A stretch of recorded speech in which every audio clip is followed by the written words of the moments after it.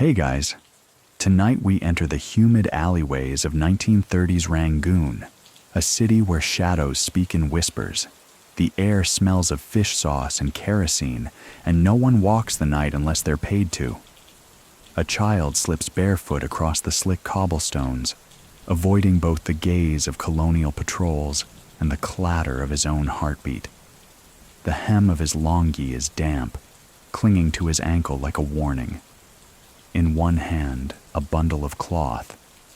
Inside, more than his family has ever owned, and more than the police would ever forgive. You probably won't survive this, just so you know. Not in those sandals. Not with that look on your face. So, before you get comfortable, take a moment to like the video and subscribe, but only if you genuinely enjoy what I do here. Post your local time and location in the comments. I love seeing where you all are listening from. Now, dim the lights, maybe turn on a fan for that soft background hum, and let's ease into tonight's journey together. Rangoon, 1935. It's a city stitched together by dockside rust, temple bells, and lies. The British flag hangs limp above sweating barracks, while the real empire, spice, timber, tea, and opium, moves through the veins of the night. Most of the day belongs to the Raj, but the night belongs to people like Ko Min. He doesn't look like much. 11, maybe 12. No shoes. A longi twice folded to stay up on his skinny hips. His skin is darker than many boys in the colonial schoolbooks. His eyes too knowing for someone who claims not to speak English.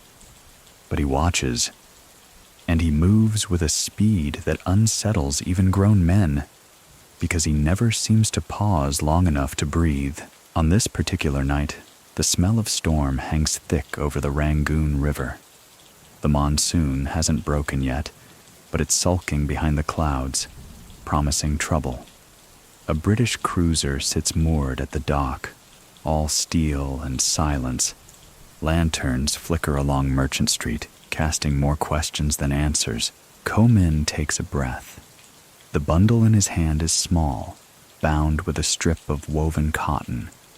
Inside, pressed between layers of tea leaf, is the real cargo. Pure, pale opium resin, fresh from the Shan Hills. He darts across a side alley, avoiding a shouting match between two rickshaw drivers. His drop point is near the tea house with the crooked lantern, the one where no one ever orders anything before midnight. It's not the first time he's done this. It won't be the last. But something tonight feels too quiet. He's halfway to the tea house when a sudden whistle slices through the air. Not a street tune, not a drunkard. This whistle means move. Ko Min bolts into a side path, heart punching his ribs. Behind him, the rhythmic clack of boots. Not the heavy stomp of the British, but the soft leather tap of local enforcers. The Thon twins, probably. Or worse, they're silent cousins from Mandalay who carve messages into kneecaps. He skids behind a pile of jute sacks, breath barely held. A rat squeals nearby, offended by the intrusion. Ko Min waits, still as beetle-stained stone. The footfalls pass. No voices. The city breathes again, and so does Ko Min. Oh, there's a funny thing about colonial maps. They show neat roads and borders, little trains puffing through tea plantations. What they never show are the unofficial paths, rooftop routes, sewer lines, monks who wink and nod, or the hollowed-out walls of temples where the real business is done. Ko Min knows those paths better than any tax collector. He's not alone in this knowledge. There are dozens of boys like him, barefoot night messengers with too much silence in their eyes. But Ko Min is fast, and more importantly, he never asks what's in the package. That's why the bosses like him. That, and the fact he's never once looked back at the drop. He finally emerges, hand still gripping the now slightly damp bundle. The lantern outside the tea house sways like it's forgotten how wind works. Ko-min knocks twice on the bamboo screen, then presses the package into a long, pale hand that emerges without a word.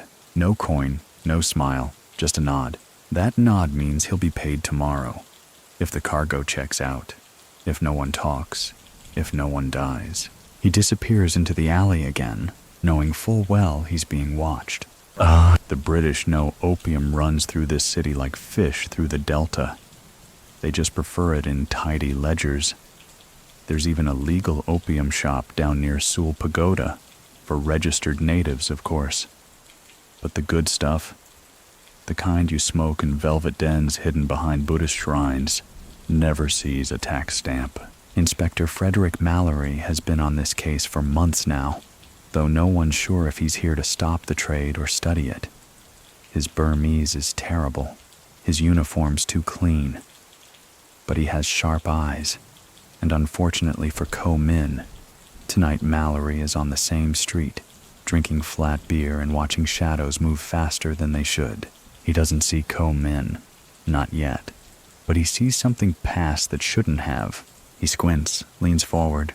Ko-min is already gone. By morning, the city returns to heat and dust. Rickshaws roll past curry stalls. Monks chant under banyan trees. British officials sip tea and pretend they aren't being robbed blind by teenage smugglers. Ko-min sleeps in a corner of an old warehouse near the water where the rats are at least polite. His pillow is a rice sack. His dreams are fast and quiet, like his life. Somewhere in the distance, a rooster begins to scream, and deep within the stone halls of Government House, Inspector Mallory circles a date on his desk calendar. Tomorrow, he plans to raid a warehouse. Not this one. The wrong one. But hey, he's getting closer. Historical fact. In colonial Burma, opium was legally sold through government-approved shops to registered users, but an enormous black market flourished, especially in Rangoon, fed by trade routes from the Shan states and China. Character detail. Ko-min has a slight limp from a broken toe that never healed properly, yet somehow, he still outruns men twice his size. Open scholarly debate. Many people still think that British authorities tolerated the illegal opium trade to maintain order among local elites. So what do you think? Was it willful ignorance, or just colonial incompetence? Ko-min wakes before the sun dares peek over the Irrawaddy. It's the smell that does it.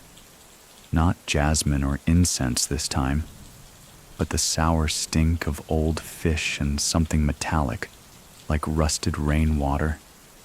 He's still in the corner of the rice warehouse, his body curled between burlap sacks that shift with each breath of wind through the slats above. He opens his eyes to a slice of gray dawn light, cutting the room in half. The night before comes back in fragments, running feet, silent hands, that tea house nod. But most of all, the look on the face of the man who took the bundle. That look wasn't just about the opium, it was about him. Ko-min shifts, quietly testing his ankle. The limp from his bad toe has gotten worse. It throbs now, not painfully, but rhythmically, like a ticking clock inside his bones. He wraps a torn strip of cloth around the foot and rises slowly, careful not to rouse the sleeping men beside him. There are always others, dock runners, smugglers, porters with too many secrets and nowhere to go. But none of them run as far or carry as much as Ko-min. The city is quieter than usual when he steps outside. That's the first sign. The second is the dog. Strays are common. Mangy, half-starved creatures that chase rickshaws and beg at shrines. But this one is still, watching. Its eyes track him as he steps past, head tilted just slightly. Ko-min stops. He squints down the alley. Someone has scratched a mark into the wood of the nearest doorway. A single slash. Vertical. Fresh. Not a gang symbol. Not British either. This is local, old school.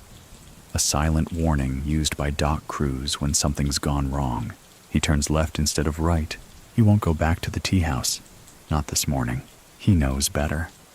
A few blocks east, the Thon twins are finishing breakfast. They're not really twins, of course. Just close enough in appearance that people started calling them that, and no one ever corrected the nickname. Older than Ko Min by at least 20 years, the Thon brothers run Rangoon's Chinatown like a shadow parliament. Their headquarters is a defunct silk warehouse that still smells faintly of cedar oil and sweat. On any given morning, it hums with quiet violence. Today is no exception. The older twin, known as Big Than, is slicing open a pomelo with unsettling precision. The younger one, Little Than, counts silver coins one by one onto a lacquer tray. "Where's the runner?" Big Than asks without looking up. "He delivered." "You saw?" Little then hesitates. "No, I was told." Big Than sighs and sets the fruit aside. His fingers are sticky with juice, but his tone is dry. Told isn't seen. Ko Min's name has been on their lips more than once. Not because he talks. He doesn't. That's what makes him valuable. But something about his silence makes people uneasy, especially men who rely on control, and control lately has been slipping. Meanwhile, somewhere less steamy, at least temperature-wise, Inspector Mallory is ironing his shirt. It's one of those colonial rituals that feels more like theater than hygiene. His quarters are small. The fan squeaks with every turn, and his tea has gone cold again. But he takes pride in his uniform.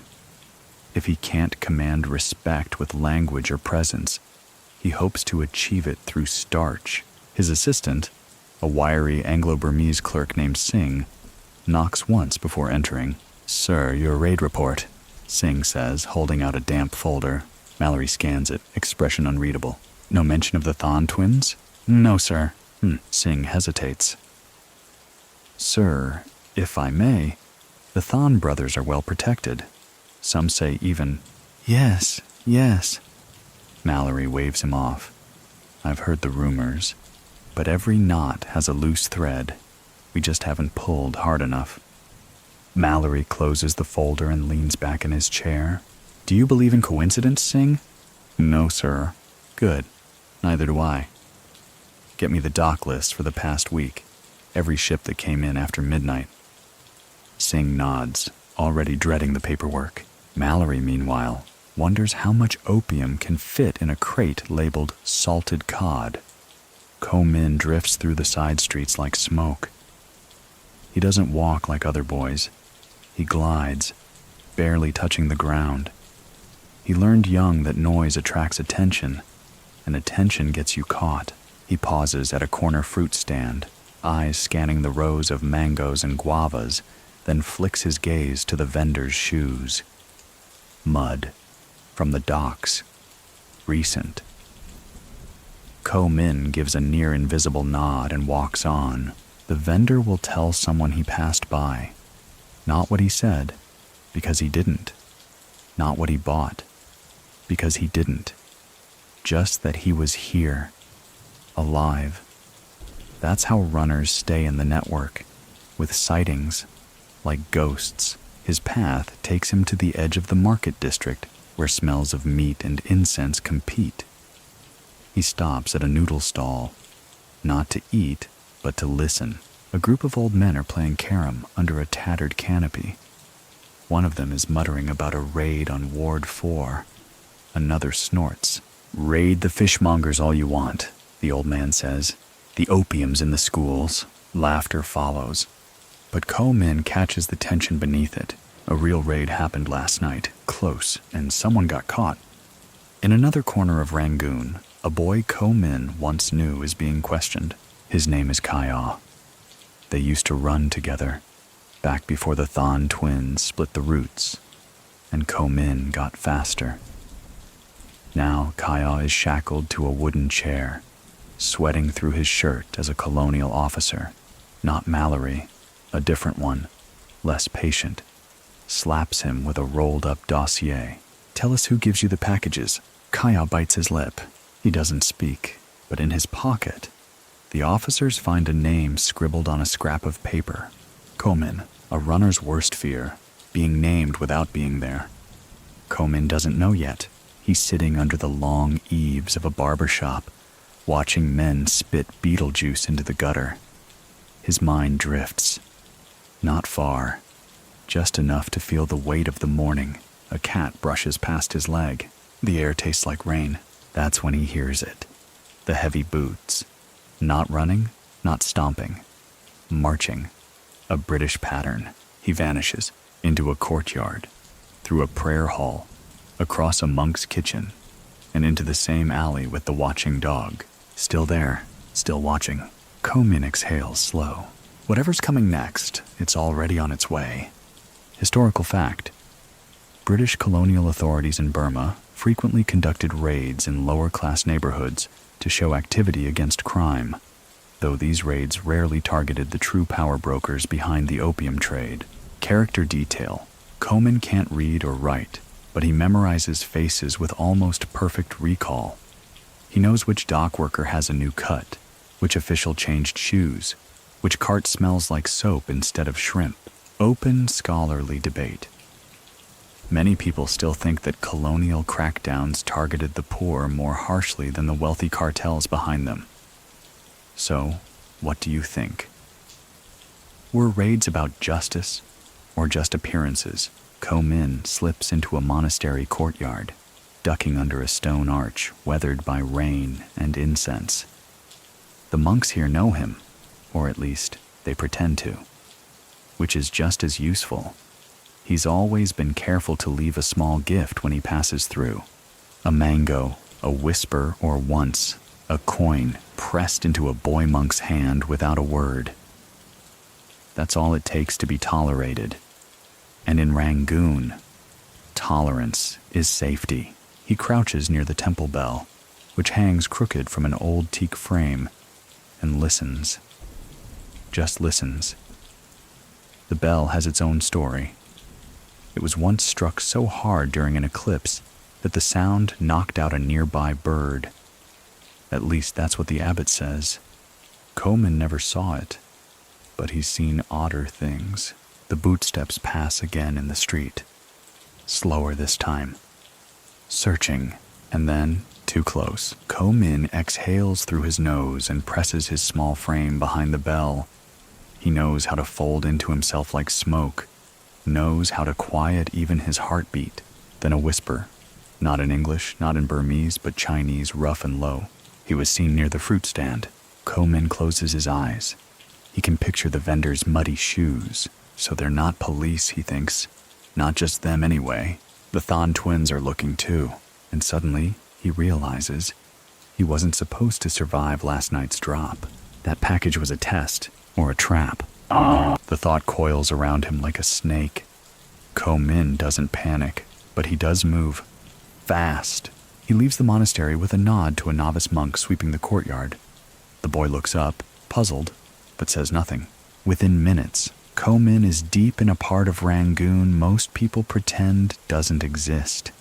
It doesn't have a name, really. Just a string of broken shacks piled behind the back walls of the city's nicer opium dens. Here, the smoke seeps through every crack. Men lie in piles, dreaming of rice paddies they'll never see again. Women cry in silence. Rats walk like they own the place. He steps over a drunk, ducks into a shack with a pink curtain, and kneels before a woman named Da Nin. She's ancient. Or maybe just tired. No one knows her real age. Her skin is like crumpled paper. But her mind? Sharp as ever. Da Nin once ran messages for the revolutionaries during the first nationalist uprisings, before settling into the quieter business of selling secrets. "You're early," she says, her voice a blend of sand and smoke. "I need a name," Komin replies. Da Henin grins, revealing 2 teeth. Names are expensive. I was almost killed. Then it should be half price. Ko Min doesn't laugh. He places something on her mat, something he's saved for months. A carved bone pipe, stained from use. Not his, of course. He stole it off a dying man on a barge last rainy season. Da Henin examines it. From the Shan Hills? Near enough. She nods, satisfied. They say the Thon twins are restless. Someone under them is moving product without their cut. Ko Min stiffens. Sanda? Da Henin's grin fades. You didn't hear it from me. That's all she says. And that's all he needs. Sanda. She sells betel nut near the train station. Ko Min's seen her dozens of times. Long black hair braided, sleeves rolled to the elbow, red-stained lips from the nut. She's pretty, but not fragile. He's always assumed she worked for someone. Now he's not so sure. When he finds her, she's serving a railway porter who's too busy wiping sweat to notice the small knife tucked in her sash. Ko Min waits until the porter walks away, then approaches the stall. You run your own routes? He asks softly. Sanda doesn't look up. I run what feeds me. You knew that drop was hot. Now she looks. Maybe I did. Maybe I didn't. Ko Min's jaw tightens. Why me? Because you're fast. And if you got caught, they wouldn't trace it back to me. The honesty stings worse than the betrayal. But you didn't get caught, she adds. So now we're both alive. What a lucky morning. She offers him a fresh betel wrap, as if that erases everything. He takes it, but he doesn't chew it. Elsewhere, the British are preparing another raid. This one will be more aggressive, more visible. Inspector Mallory is tired of feeling invisible. The governor's secretary mentioned a promotion this week.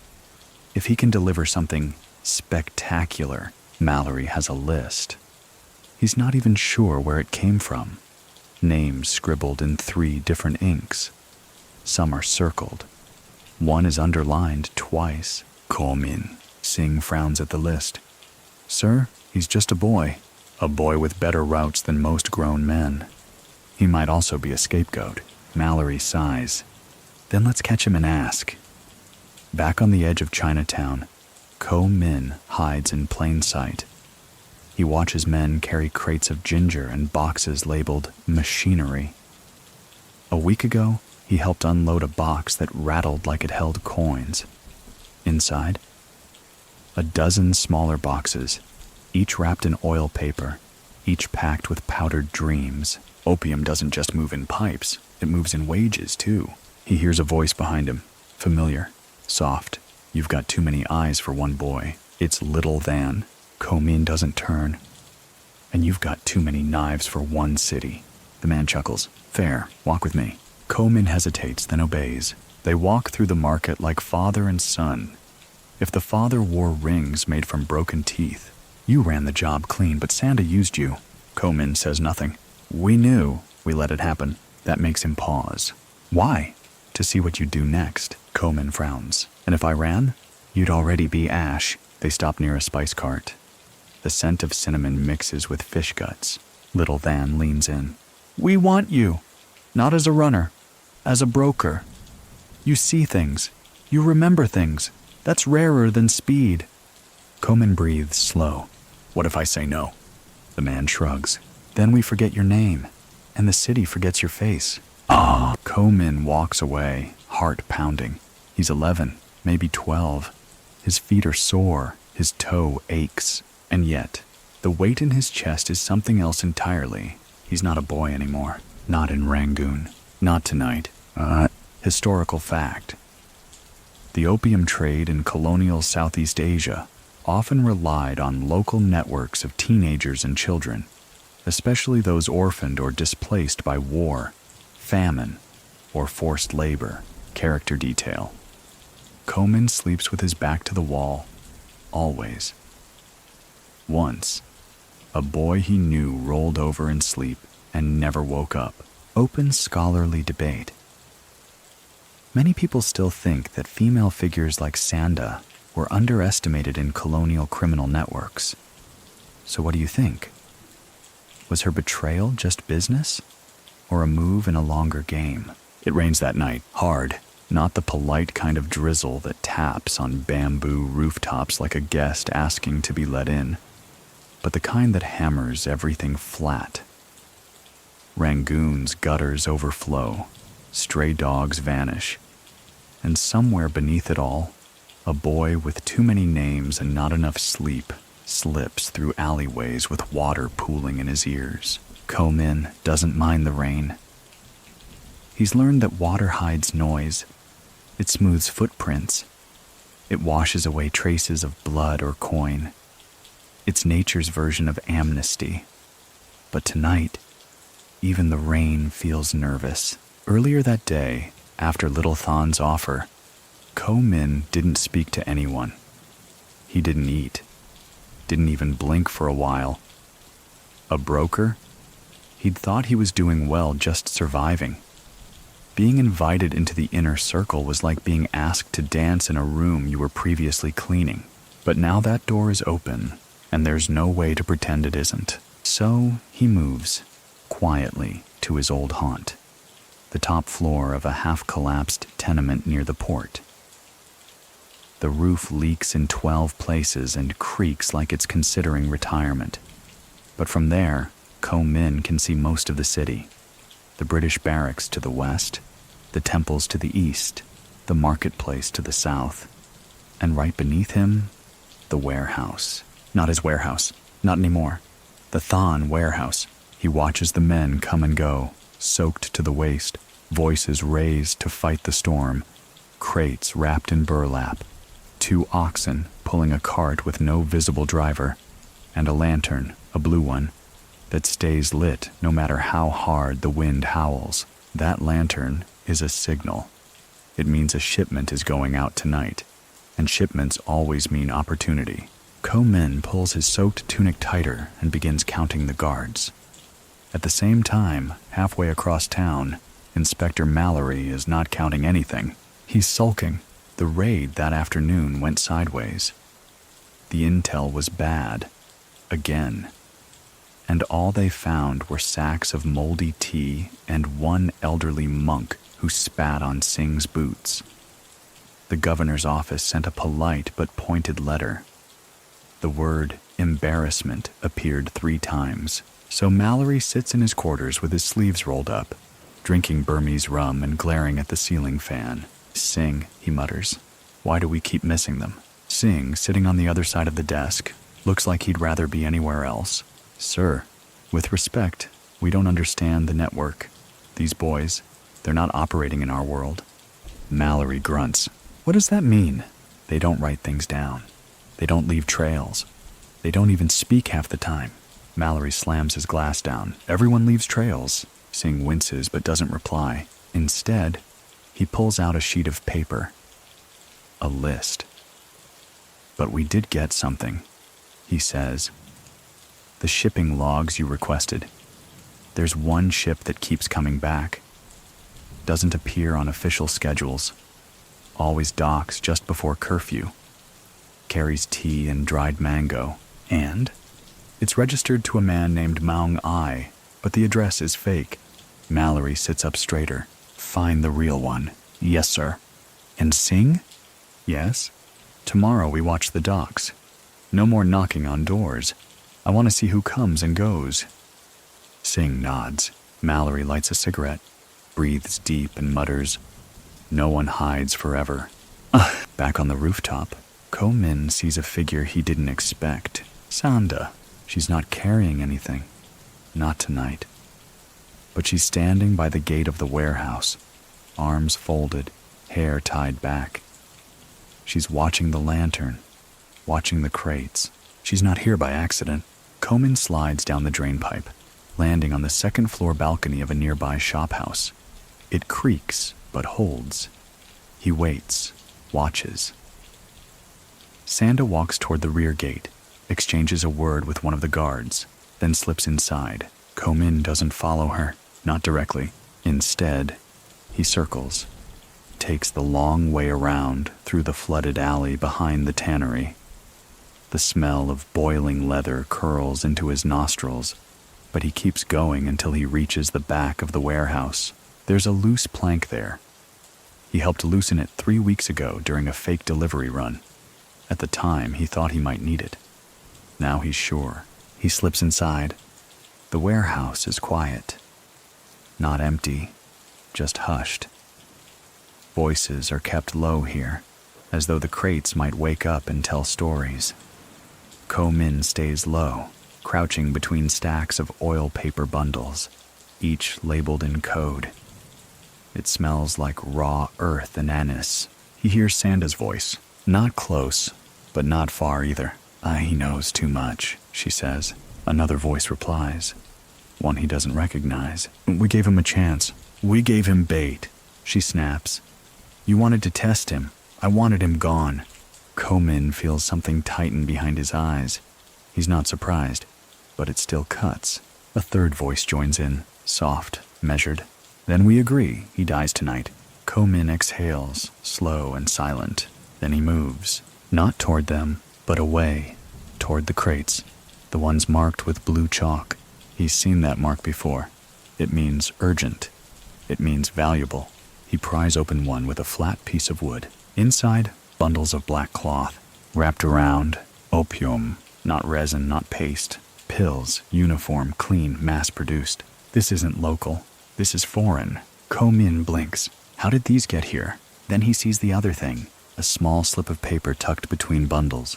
English, Chinese, Burmese, and the stamp. For Singapore. This isn't just local trade, this is export. And the Thon brothers aren't just gangsters. They're exporters, smugglers, traffickers. If the British find this, they'll burn down half the city. If the Thon brothers find Ko-min first, they'll make sure he never speaks again. He slips out the way he came. The rain is lighter now. Ko-min runs. Not blindly. He never runs blindly. But fast. Back to the monastery, back to the bell. He doesn't know who to trust. Sanda is a snake. The Thon brothers have marked him. And the police?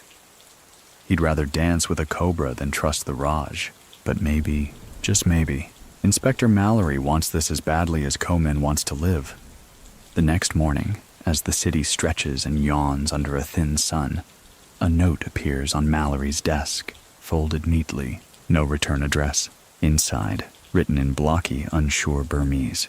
Tonight, dockside, warehouse with blue lantern, pills not resin, ask for Maung Ai. Mallory reads it twice. Then once more, Singh raises an eyebrow. Anonymous? Of course. Could be a trap. Mallory grins. Good, I like traps. Historical fact. By the 1930s, Southeast Asia had become a major conduit for illegal opium exports, especially through port cities like Rangoon. British authorities struggled to manage both local consumption and international smuggling. Character detail. Ko-min's secret stash isn't money or jewels. It's 4 scraps of silk with coded messages from old runners, hidden under a loose tile near the temple. Open scholarly debate. Many people still think that colonial officials knowingly allowed opium exports to flow as long as local unrest was kept low. So what do you think? Was this economic necessity or sanctioned hypocrisy? The sun rises reluctantly over Rangoon, bleeding pale gold across roofs still slick with rain. The gutters are quiet now, their monsoon tantrum finished for the moment, though the scent of sewage and salt lingers in the air. It's the kind of morning that makes you want to lie still and pretend you've never heard the word trouble. Ko-min, however, is already moving. He hasn't slept. Not really. A few hours stolen beneath the eaves of the old monk's dormitory, but no rest. His mind is a tangle of names. Sanda, Maung Ai, the Thon brothers, Mallory. He eats a boiled egg from a street cart without tasting it, washing it down with yesterday's water. No one notices him. That's how he survives, by being forgettably visible. His plan is simple, dangerous but simple. Get to the docks before nightfall. see the shipment with his own eyes, make sure Maung Ai is real, then vanish again. Leave one more note for the British dog in the pressed shirt. Let him swing the hammer. If it works, the Thon brothers go down, Sanda loses her leverage, and Ko Min can disappear, maybe even start fresh upriver. If it fails, well, he's lived on thinner edges. Inspector Mallory, on the other hand, is having an unusually calm morning. He's even managed to finish a full cup of tea before Singh appears. Ship logs confirm it, Singh says, eyes gleaming with the rare joy of evidence. Maung Ai's vessel docked last night under a false flag. Registered out of Tavoy, but no inspection record, no customs, no cargo declared. Let me guess, Mallory says. It left again after midnight? Exactly. But here's the good part. It's coming back tonight. Mallory leans back in his chair, exhaling through his nose. Time to pay Mr. A visit. Singh hesitates. Sir, about the tip. It could still be a trap. All the best things are, Mallory replies with a grin. Then he grabs his pistol belt. Ko Min knows a man at the harbor gates. An old cripple who sells cracked bowls and stories to sailors. The man owes him a favor. Or maybe two. Back again? The old man asks, not unkindly. What are you looking for today, Ko Min? A way out or a way in? Ko Min smiles faintly. Same as always. Just looking for the middle. The man laughs. Middle's where all the knives go in. Still, he lets Ko Min pass with a nod. Beyond the gate, the port unfolds like a giant junk drawer. Crates, tarps, ox carts, steamers, bamboo scaffolds, and men shouting over waves. The same men who fight rats for fish scraps by day become smugglers, loaders, and watchers by night. Ko Min doesn't head straight for the Blue Lantern warehouse. That would be foolish. Instead, he climbs a scaffold near Dock 3 and watches. There, a crate, marked in red ink with a name, M.A. Two men loaded onto a cart with burlap. It's smaller than the others, more compact, tightly sealed. The man overseeing it is tall, with a curved walking stick and a trimmed white beard. Maung Ai, so he is real. Ko Min stays until sunset, memorizing faces, noting movements. Who speaks to whom? Who looks nervous? Who looks too calm? Then as dusk rolls in, he leaves. The note is short, tucked into a cigarette carton, and left under a broken brick at the edge of the old Catholic graveyard. A boy from the monastery will deliver it. Mallory will know the signal. Sanda is waiting at Ko Min's usual sleeping spot. She sits on the edge of the warehouse rooftop, legs swinging. Her hair is loose this time, and she's chewing betel again. You run funny when you're scared, she says when he arrives. He doesn't answer. She shrugs. You left your stash behind. Didn't need it. You will tonight. Ko Min leans against the far wall, arms folded. You came to warn me or finish the job? Sanda grins. Neither. I came to see if you'd show, and to tell you something. I'm listening. You were right. It wasn't just resin, it's pills. Pressed in Shanghai, shipped through Rangoon, headed for Malaya. Ko Min says nothing. They're expanding, she continues. Then brothers want a port monopoly, a real empire. And Maung Ai? He's the broker. The Thon twins provide muscle. I handle ships. Why tell me? Because if they're smart, they'll kill both of us after tonight. Ko Min studies her face. It's the same one that tricked him not long ago. But there's something else now. A flicker of fear. Or maybe guilt. So we run? He asks. Sanda shakes her head. We finish. Night falls like a curtain soaked in ink. Mallory arrives early. No uniform. Just plain clothes and a pistol in his jacket. Singh follows behind with two other officers. Silent, grim, ready. They take up positions near the lantern warehouse, waiting for the signal. Inside, Maung Ai is inspecting crates. He looks bored. His men don't. They're on edge, fingers twitching near knife handles. One of them glances toward the back door twice in a row. And then, the light goes out. Not the lantern, the overhead light. Someone cuts the fuse. Inside the darkness, a cry, then a thud, then silence. Ko-min and Sanda are already inside. They entered during the loading confusion, slipping behind a stack of fake rice sacks. Now they crawl, silent as mice, to the central crates. Ko-min pulls the knife from his sash. "We open one," he whispers. Sanda nods. They break the seal. The pills are there, dozens, packed tight. Sanda pulls one out, holds it to the light. Then the back door creaks open. Too fast, too loud, not part of the plan. Ko-min freezes. So does Sanda. Maung-ae steps in, alone. He doesn't shout, doesn't ask questions. He just lifts his cane and fires. Yes, fires. The cane is a gun, a disguised British well rod, silent and deadly. The shot misses Sanda by inches, slamming into a crate. Then all hell breaks loose. Mallory hears the shot, doesn't hesitate. He storms the warehouse, gun drawn, men at his heels. The darkness swallows them, but they've trained for worse. One officer goes down immediately, struck with a crowbar. Singh pulls him back. Mallory fires at a silhouette. Maung-ae is gone. Smoke curls in the air. Ko-min shouts, "There! The rear stairwell!" Sanda grabs 2 crates and pushes them toward the door. "Evidence!" she yells. Mallory sees her for the first time. For a split second, he almost fires. Then he sees the pills and understands. "Take them!" he orders Singh. Gunfire rattles. Then silence. And then sirens. The real ones. Someone called the patrol. The British now have to make arrests. But by then, Ko-min and Sanda are already gone. Later that night, Mallory stands over the crates in his office. His shirt is torn. One knuckle bleeds, but he smiles. "International pills," he mutters. "Pressed, imported, documented." Singh nods. "We'll bury them with paperwork." And Maung-ae? Vanished. Mallory shrugs. Not forever. He opens his desk drawer. Inside is the cigarette carton, the one Ko-min left him. He folds it once, pockets it. Clever little ghost. Huh.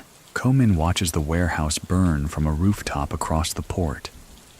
Sanda sits beside him, hugging her knees. "You think they'll come for us?" she asks. They already did. He hands her a strip of paper. It's blank. "What's this?" she asks. "Freedom," he says, and smiles. Historical fact. The well rod pistol was a real British silenced weapon used for covert operations during W2, though versions may have existed in prototype forms or been imitated in earlier black market designs. Character detail. Sanda once posed as a schoolteacher to hide from a rival gang. She actually taught basic math to orphans for 3 months, and kind of liked it.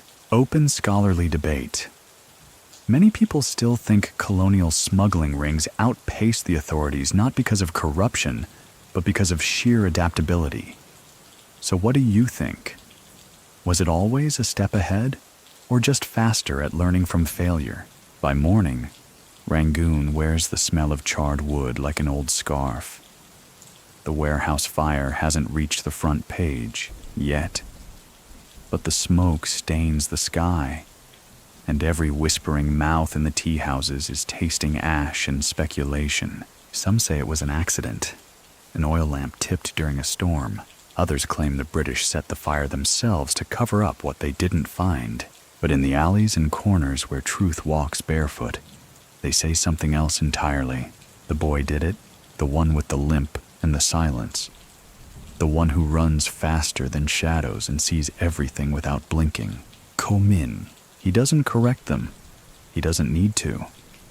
Reputation is a kind of armor in Rangoon, and right now, he needs all the armor he can get. Sanda disappears for a while. Not far, just enough. She tells Ko-min she's got people upriver. A cousin who knows how to make soap. "Maybe I'll learn something honest," she says, though her smile tells another story. They part with no promises. Only a look that says, If we see each other again, it won't be by accident. Komin doesn't watch her go. Instead, he returns to the monastery bell. It's still there, still crooked. A few monks nod at him like he belongs. Maybe he does. Maybe he's earned that now. But he doesn't want peace. Not yet. He wants clarity. So he asks for an audience with the abbot. The abbot is older than time and half as patient. He doesn't flinch when Ko-min tells him everything. About the Thon twins, about the pills, about Maung Ai's gun cane and the raid.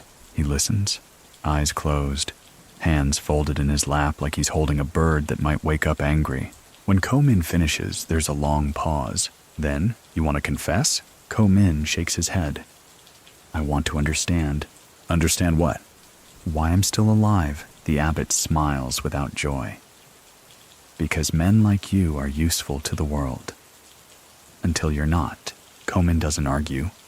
Elsewhere, the Thon twins are cleaning up. Big Then is calm. Always is. He pours tea like nothing's happened, even though half his operation just went up in smoke and one of his partners, Maung Ai, is missing. Possibly dead. Little Than is less composed. They know, he mutters. The British, the street boys, everyone.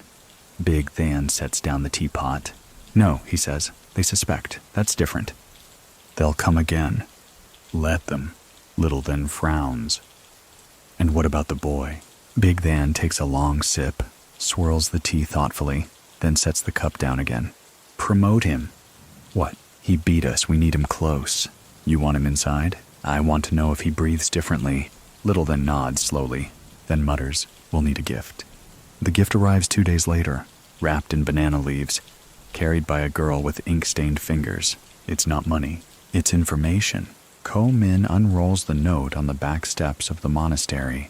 A single sentence, written in shaky Burmese. The opium still flows.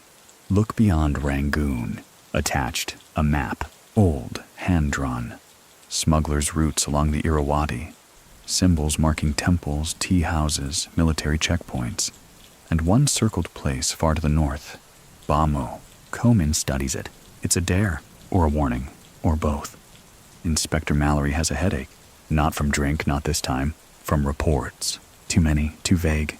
The warehouse fire gave him his victory. But no body. No Maung Ai. No confessions. Just pills. Enough to make London interested, but not enough to justify staying in Rangoon indefinitely.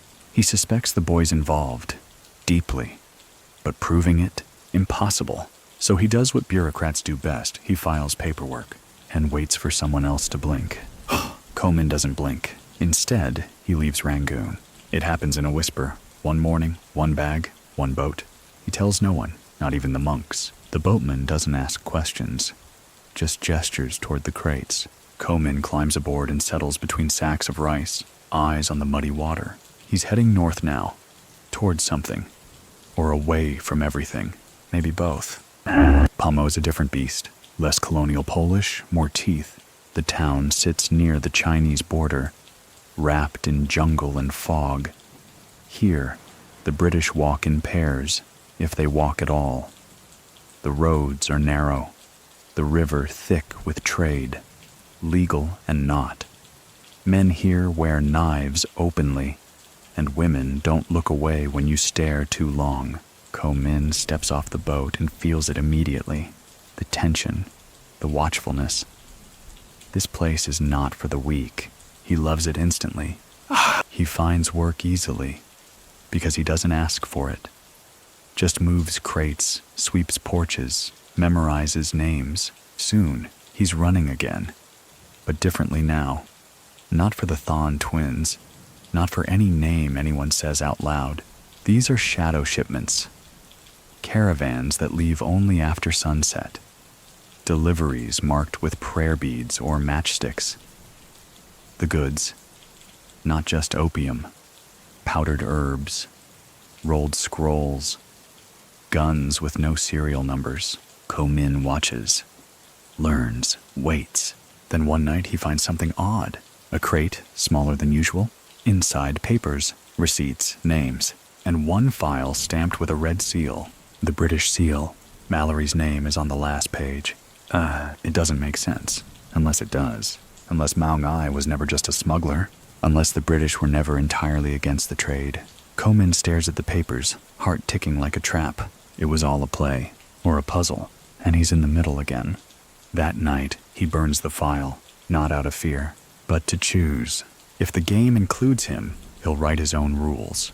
And maybe, just maybe, he'll stop running. But not tonight. Tonight, he runs once more. Toward the north, toward the border, toward whatever waits past the edge of maps. Historical fact. Bamo was a key smuggling hub in the 1930s due to its proximity to China and its access to both river and land trade routes. Character detail. Ko-min has a burn scar on his left arm from a childhood kitchen accident. He covers it with a cloth charm blessed by a monk, just in case. Open scholarly debate. Many people still think the British turned a blind eye to border smuggling in exchange for intelligence or control over rival factions. So what do you think? Is information more valuable than law? Dawn in the hills past Bamo is nothing like dawn in Rangoon. Here, it's slow, reluctant. The sky is a reluctant painter, brushing pale orange into fog as if unsure the day deserves it. Roosters crow into the emptiness, but no one answers. The air carries the crisp scent of pine and burnt rice husk, with none of the city's oily stink. Even the river is quieter here, curling through the land like a silk thread instead of a busy artery. Ko-min moves with care. He's not hiding. Not exactly. But he doesn't want to be seen either. The villages here aren't his.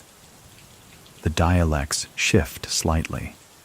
The stares linger a little longer. Boys like him aren't common in the border towns, and when they do appear, they usually bring trouble. He wears a scarf now, long and loose, pulled up over his mouth in the mornings when the mist is thickest. His clothes are simple. Coarse trousers, a faded jacket, and a satchel that never leaves his side. Inside the satchel, 2 packets of resin, wrapped in wax paper, a knife, 3 coins, and a torn fragment of the map Da Hnin gave him, the part that matters. The next village is called Itiki. It's more checkpoint than settlement. A few homes, a tea stall, a police station with 2 chairs and 1 man in a too big uniform who's usually asleep, and a shrine that smells of camphor and smoke, its walls scribbled with faded prayers in 4 languages. Ko-min passes through like a shadow, doesn't speak, doesn't smile, but he notes the faces, the tea seller's limp, the monk with the gold tooth, the woman who watches every traveler with the patience of a spider. She's the one he returns to after dark. Her name is Dale, and she used to be important. Didn't think they'd send a boy, she mutters when he enters her stilt house. He doesn't respond. She pours tea anyway. Thick, bitter. Probably not tea. You're from Rangoon? Ko-min nods. Who sent you? No one, he says. She snorts. Lies don't travel well this far north. He places the resin packets on the mat. Then the knife. Then the torn map. That gets her attention. She leans forward, runs a finger across the ink and frowns. Who gave you this? An old woman who never forgets anything. Da Hnin? Ko-min lifts an eyebrow. Dale sighs. She's still alive? Good. The city didn't eat her. She says the opium flows past Rangoon, north. Of course it does, but why here? Dale picks up the resin, sniffs it, then reaches under the mat and pulls out something Ko-min wasn't expecting. A British ration tin. She opens it. Inside, pills. Just like the ones from Rangoon. Neatly pressed, uniform, pale pink. You're not the first to follow the river upstream, she says, but you might be the youngest. Later that night, Ko-min lies under a tin roof, listening to frogs and the hiss of insects. Dale sleeps sitting up, her hands wrapped around a small revolver she never lets go of. He doesn't sleep. He's thinking about what she said before they turned in. They call it Lan Yu, the long path.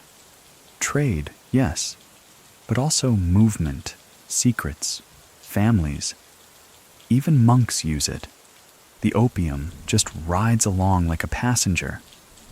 Ko-min had asked, "Who owns it?" She replied, "Depends on the week." Meanwhile, in Rangoon, Inspector Mallory has just received a coded cable from the border police. One sentence. Young male courier seen near Hatiki. Matches partial description. Maybe Ko-min. Mallory doesn't react immediately. He reads it again, then pours himself another drink. Of course he went north, he mutters. Where else would a ghost run? Singh frowns from across the desk. Sir, should we inform Mandalay authorities? Mallory considers. No, he says. Let's give him space. Sir? Mallory sighs. Ko-min's not just a runner anymore. He's following the trail we never could. Singh blinks. So we let him? For now. Mallory lights a cigarette.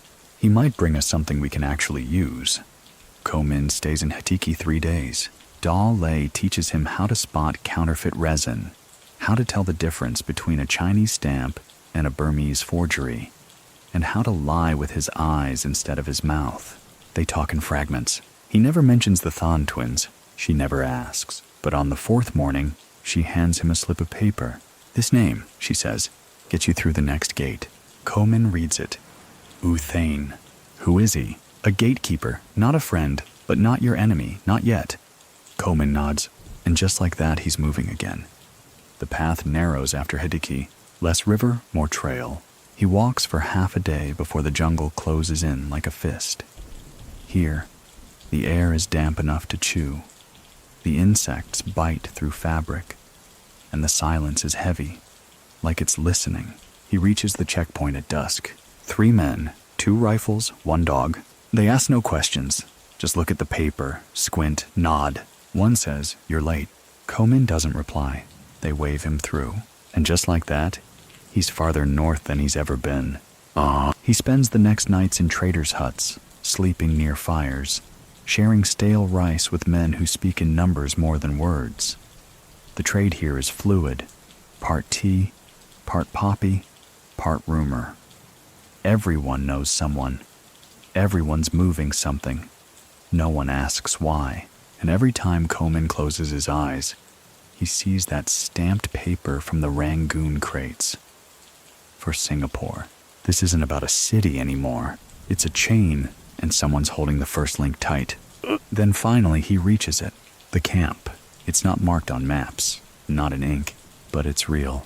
Hidden in a limestone ravine, roofed in black tarps, guarded by men with binoculars and Chinese cigarettes. And in the center, a press. Metal cold, precise. Just like in Rangoon, only bigger. Ko-min watches from a ridge, stomach nodding. And there, standing near the machinery, gesturing to a man in a British field coat, Maung Aye, alive. Historical fact. Jungle opium camps were often semi-mobile processing sites, constructed in hidden valleys along trade paths and dismantled within hours when needed. They allowed smuggling syndicates to refine and pack opium or heroin close to the source. Character detail. Ko-min's right shoulder bears a faint bruise in the shape of a prayer bead bracelet, left by a monk who once caught him stealing rice and gripped him hard enough to leave a mark. Ko-min never stole from monks again. Open scholarly debate. Many people still think the ghost trails of Southeast Asia were supported indirectly by colonial powers to track rebellion routes under the guise of trade monitoring. So what do you think? Were these trails tolerated to gather intelligence, or simply too useful to destroy? From the ridge, Ko-min doesn't move. He doesn't blink, doesn't breathe deeply, just stares. Maung Aye, very much alive, is standing in the center of the camp, issuing orders like a man who never vanished, never missed a beat. A white field coat, slightly stained at the hem. Boots polished to a soldier's standard. And that same curved cane, though tonight it's planted like a flag in the mud. He's flanked by 2 younger men, Chinese, Ko-min guesses, who seem to defer to him without speaking. Their eyes sweep the camp with the cold, fixed awareness of professional killers. One of them carries a bag that Ko-min knows too well. Thick canvas, reinforced corners, custom built to carry unmarked pills. So this is the real network, not the Thon twins with their tea houses and lanterns, not Sanda with her charm and trickery. They were only middlemen. This is the source, the refinery. And Maung Ai isn't just a broker, he's the factory. Ko-min stays until his knees ache and the cold mist begins to rise through his scarf. He counts 12 guards, 2 perimeter fires, and 1 dog. Though it doesn't bark, just watches the ridge like it suspects the sky might fall. He knows better than to approach directly. Instead, he circles, down through the forest, keeping low, letting wet leaves cling to his arms. He doesn't know exactly what he's looking for, only that he'll know it when he sees it. After an hour, he finds it, a side path, worn, used often, and near it, a cache, partially buried under a split rock, wrapped in oilcloth. Inside, 3 sets of papers, travel documents, 2 forged, 1 real. The name on the real one? Utain, the gatekeeper. But these aren't entry papers, they're exit permits. Ko-min folds the documents carefully and replaces them. Someone's leaving soon, and he's going to make sure they don't. Back in Rangoon, Mallory receives an envelope. No postmark, no return address. Inside, a photograph. Faded, black and white, printed from film and smuggled in someone's boot probably. It shows a ridgeline, men in uniform, a press, and Maung Ai, clear as day, staring off frame. Below it, a note. The factory is real, near the Chinese line. You missed him. I didn't. Singh reads it over Mallory's shoulder, lips thinning. This is impossible, he whispers. Mallory smiles grimly. No, it's precise. Do we act? Not yet. Why not? Because we still don't know who's protecting him. Singh opens his mouth to argue, then closes it again. He knows Mallory's right. The opium isn't just a crime, it's a currency. And someone is always counting. Ko-min doesn't return to the ridge. Instead, he watches the trails. 3 days, no movement. Then finally, late one moonless night, a pair of mules, saddled in silence, pulled by men in tight coats and quieter shoes. They're heading south, toward the checkpoint where the guards don't ask questions. Ko-min follows at a distance, not close enough to be seen, but close enough to remember. At the checkpoint, a small bribe changes hands. A bag of salt, a crate labeled dried fish. The guards wave them through. Ko-min watches. He waits, then steps out of the trees just before dawn. The checkpoint is quiet again. The dog is asleep. One of the guards is smoking a rolled cigarette and watching the sky. Ko-min walks up and says, "You know me?" The man frowns. "You're the boy from Hitiki." Ko-min nods. "I'm going back." The man shrugs. "No rule says you can't." "I need your name," Ko-min says. "What for?" "To save it." The man laughs. "You threatening me?" Ko-min doesn't smile. "I'm warning you. When the British come, this place goes with it." The man's smile fades. "What British?" Ko-min points north. "Ask Maung Ai." Oh, 2 days later, the checkpoint is abandoned. Not officially, just empty. Quiet. The fire pit cold. No guards, no dog. The traders who arrived that week turn back with uneasy jokes. But Ko-min knows what it means. Maung Ai is cleaning up, again. Back in the ridge village, Da Lei receives a visitor. Not Ko-min, someone older. Burmese. Military walk. Quiet clothes. They speak for 10 minutes. When he leaves, Da Lei burns a small piece of paper in a bowl of oil. She doesn't say a word. Ko-min travels west now. Through mud. Through fog. Through temples that double as smuggling caches. He carries nothing but a packet of salt, a charm stone, and memory. Because memory is everything now. The crates, the documents, the pills, the guards, and most of all, Maung Ai's face. He's going to Rangoon again. Not to run, not to hide, to test the system. If he tells the British, will they act? If they do, can he survive it? If they don't, what then? The boy who once ducked between crates now holds a story big enough to ignite half a country. The question is, who gets to hear it first? When he arrives back in Rangoon, the streets feel different. Too wide, too loud. The monks at the monastery don't recognize him right away. His scarf is gone. His clothes are rough. His limp more noticeable. But when he says his name, the abbot sends for tea. "You've grown," the old man says. Ko-min nods. "No one's looking for you anymore," the abbot adds. Ko-min shrugs. "They will." He goes to Mallory's office just before dusk. No disguise. Just his face, scar and all. The guard at the gate stops him. "I'm expected," Ko-min says. "Name?" "Tell him. The ghost from the fire." 5 minutes later, Mallory is standing at the door himself. "You look taller," he says. Ko-min doesn't reply. Instead, he opens his satchel and places a single thing on the desk. A British permit, signed by Maung Ai, stamped in red, headed for Singapore. Historical fact. Colonial authorities often issued travel permits and export documents that were then forged or stolen to allow narcotics to pass through official routes undetected. Many traffickers were familiar with these bureaucratic loopholes and used them liberally. Character detail. Ko-min's preferred hiding spots are rooftops, not because they're safest, but because they give him time to watch. He always watches first. Open scholarly debate. Many people still think colonial officials were divided, some genuinely trying to stop the opium trade, others profiting quietly from it. So what do you think? Was there a silent war inside the system itself? Mallory doesn't speak right away. He just stares at the permit on his desk like it might explode. The paper is worn at the corners, but unmistakably official. The seal is fresh. The signature is smooth and deliberate. It's the kind of document you don't fake unless you know no one's checking. And the name printed just above the stamp? Maung Ai, export agent, route supervisor, cargo handler. A dozen euphemisms, none of which mention opium, but all of which mean it. Mallory lifts his gaze to Ko-min. "Where did you get this?" Ko-min shrugs. He dropped it. "Intentionally? Does it matter?" Mallory leans back in his chair, the leather creaking like it wants to protest. "Yes," he says. "It matters a great deal." Ko-min folds his arms. "You have what you need. The camp, the faces, the permits. What are you going to do?" Mallory is quiet for a beat too long. Then, "What do you think I should do?" Ko-min doesn't blink. "Burn it. All of it. The route, the refineries, the names.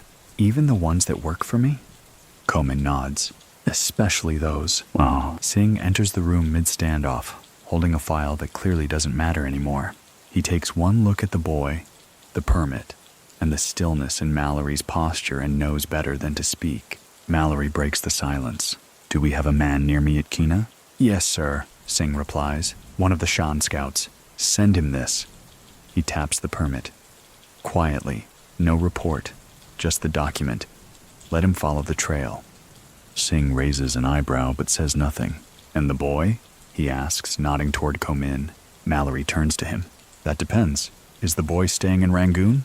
Ko-min replies, "Long enough to see what happens." That night, he returns to the warehouse district. Not to the old ruins. They're rubble now, flattened and forgotten. But to the edge of the new dock, where the red lantern runners still move under moonlight. The city hasn't changed, but it has noticed him. Men nod in his direction and whisper after he passes. A tea house door opens without knocking. An old port guard hands him dried mango without asking for coin. Power, it seems, is no longer something Ko-min avoids. It's something that follows him. He finds Da Nin where he left her, beneath the same pink curtain, beside a cracked phonograph and a cage of birds that haven't sung in years. "You came back," she says without looking up. Ko-min sits, doesn't speak. She lights a small pipe, exhales the kind of smoke that settles in your bones. "Word travels. You made some important people nervous." "I gave them a map." "Maps don't kill trade," she replies. Ko-min leans in. "But they tell others where to find it." She snorts. "You're clever, boy. But not everyone wants to find things. Some prefer to forget. He pulls something from his satchel. Not a weapon, a photograph. The one of the camp. She takes it, squints. Then, for the first time Ko-min can remember, Dao Nin looks afraid. "I've seen this place," she whispers, "before, long ago." "You worked there?" "No, but I knew the man who built it." "Maung Aye?" She shakes her head slowly. "Before him." "That name is Yul Win, and he was supposed to be dead."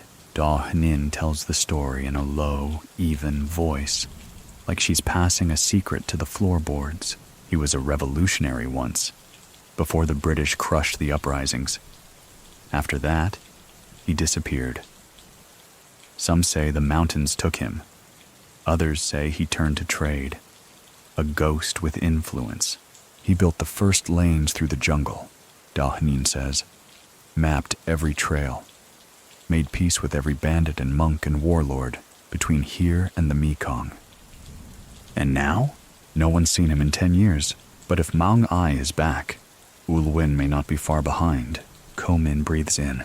If that's true, he's chasing not just a criminal empire, but the ghost of a king. Across the city, Mallory drinks from a chipped teacup and reads a telegram by candlelight. The scout responded, "Camp is gone. Cleared fast. No signs. Locals too scared to talk." Mallory stares at the words, then slowly folds the message. Ko-min was right. The game moved faster than they did. Again. Ko-min sits on the roof of the monastery bell tower that night, watching smoke curl from distant chimneys. He thinks of Sanda, of the Thon twins, of the boy named Kaya, who couldn't keep quiet, of the old merchant in Bahamo, who sharpened knives for traders who never came back. He thinks of Maungae and Yulwin, and a jungle trail that stretches longer than his memory. He doesn't know where the end is, but he knows he's going. At dawn, a woman meets him on Merchant Street. Not a stranger. Sanda. Her hair is shorter now, her eyes harder. "Word is you're important now," she says. Ko-min shrugs. "I have paper and enemies." He looks at her carefully. "Are you one of them?" Sanda grins. "Not today," then hands him something. A notebook, bound in leather. Faint burn marks on the corner. He opens it. Inside, names, routes, timetables. And at the center, a cipher. Ko-min's mouth goes dry. "Where did you get this?" "I didn't," she says. "I found it." "And what do you want for it?" Sanda turns to leave. "Just write it down when you find the end." Historical fact. Many real-life opium operations used ciphered notebooks to track trade routes and payments across regions. These notebooks were highly guarded, and losing one could collapse an entire network. Character. Detail. Sanda has a scar on her right palm from a childhood dare. She once gripped a lit incense stick for 10 seconds straight. She still can't hold a teacup without tilting it slightly. Open, scholarly debate. Many people still think the real power in drug empires comes not from violence, but from information. So, what do you think? In a world of shadows, is knowledge the only weapon that matters? Ko-min doesn't open the notebook again until night falls. He waits until the monastery bells echo over Rangoon's tired rooftops, until the curfew rumbles faintly through the market, like a memory of British boots. Then, with a candle flickering beside him, and the weight of the day sitting heavy in his shoulders, he unties the notebook and lets the past pour out. It's older than it looks. The leather is worn smooth, as if passed through too many hands. Some pages are brittle. Others are stained with what might be tea, or blood, or the sweat of men who didn't sleep much. The writing is precise. Sharp angles, consistent spacing, not a hurried hand. A careful one, maybe even reverent. Ko-min doesn't recognize the script at first. It's Burmese, but encoded. Familiar names don't look like names. Places don't look like places, but the rhythm of the entries, date, weight, location, initials, gives it away. A ledger, a network map disguised as a journal. Page by page, he sees the routes emerge. Shipments from the Irrawaddy split into overland paths toward the northeast hills. Packs handed off not to soldiers or gangsters, but to monks, traders, boatmen, midwives, ordinary people who move in ordinary ways, too common to draw suspicion, too loyal to speak, and always in the margins, a mark, a stylized fishhook. He flips further and finds something else, a list. 3 names. One is Maung Ai, one is Than Luin, a name he's never heard, and one is scratched out so heavily the paper's torn through. But under candlelight, Ko Min tilts the page, squints, and makes out the faintest echo. Olvin, the ghost, the builder, the forgotten, still here, still watching. In another corner of Rangoon, Big Than speaks softly over a lacquered table. He's not angry, not yet, but the man across from him, a courier with shaking hands and a wet brow, is running out of ways to explain how a boy dismantled their entire front operation. You mean, Big Than says, cutting his mango neatly, you let a child walk into our house, take the prize and leave with it. The courier stammers. I didn't know who he was. He didn't look like... Big Than sets down the knife. You know what a knife is, Ko Tin. The courier swallows. Yes, brother. It's a tool, Big Than says, smiling. A blade without a hand is just a reflection. He leans forward. We were the blade. Yul Win was the hand. The courier blinks. Big then continues. But now the boy has the hands book. So what does that make him? No one answers. Big then doesn't need them to. He already knows. Inspector Mallory spends the next few days building a quiet storm. No raids, no press releases, no showy deployments. Just questions. Subtle ones. Which customs officer logged the shipment to Tavoy in July? Who signs the refinery permits in Myatkina? Which military captains took early retirement near the Chinese border? It's Singh who finds the first crack, an old export certificate, signed by Than Luin, registered to a now defunct tea cooperative based in Shan State, exporting herbal supplements. Mallory mutters, supplements, right. He digs deeper, finds that Than Luin worked under a different name during the early 1920s, Yul Win. It's him, still moving, still pulling strings. And the boy, Ko Min, was right all along. Ko Min meets Sanda again under the clock tower. She's changed her blouse. Shorter sleeves, less bright, more deliberate. You opened it? She asks, not wasting time. He nods. You saw his name? I did. And now? I go find him. Sanda leans against the pillar. You sure he wants to be found? Ko Min shrugs. That's the trick, isn't it? If he doesn't want to be, then I'm not a threat. But if he does, then he's been waiting for you. Ko Min doesn't flinch, only says, you coming? Sanda tilts her head. You trust me? No. But I've got the book. You've got the face. They won't expect both. She laughs. That's the first nice thing you've ever said to me. He doesn't answer. They walk toward the river. A week later, a boat pushes off from a private dock under moonlight. No flag, no manifest. Only 2 passengers, 1 satchel, and a notebook tied in oilcloth.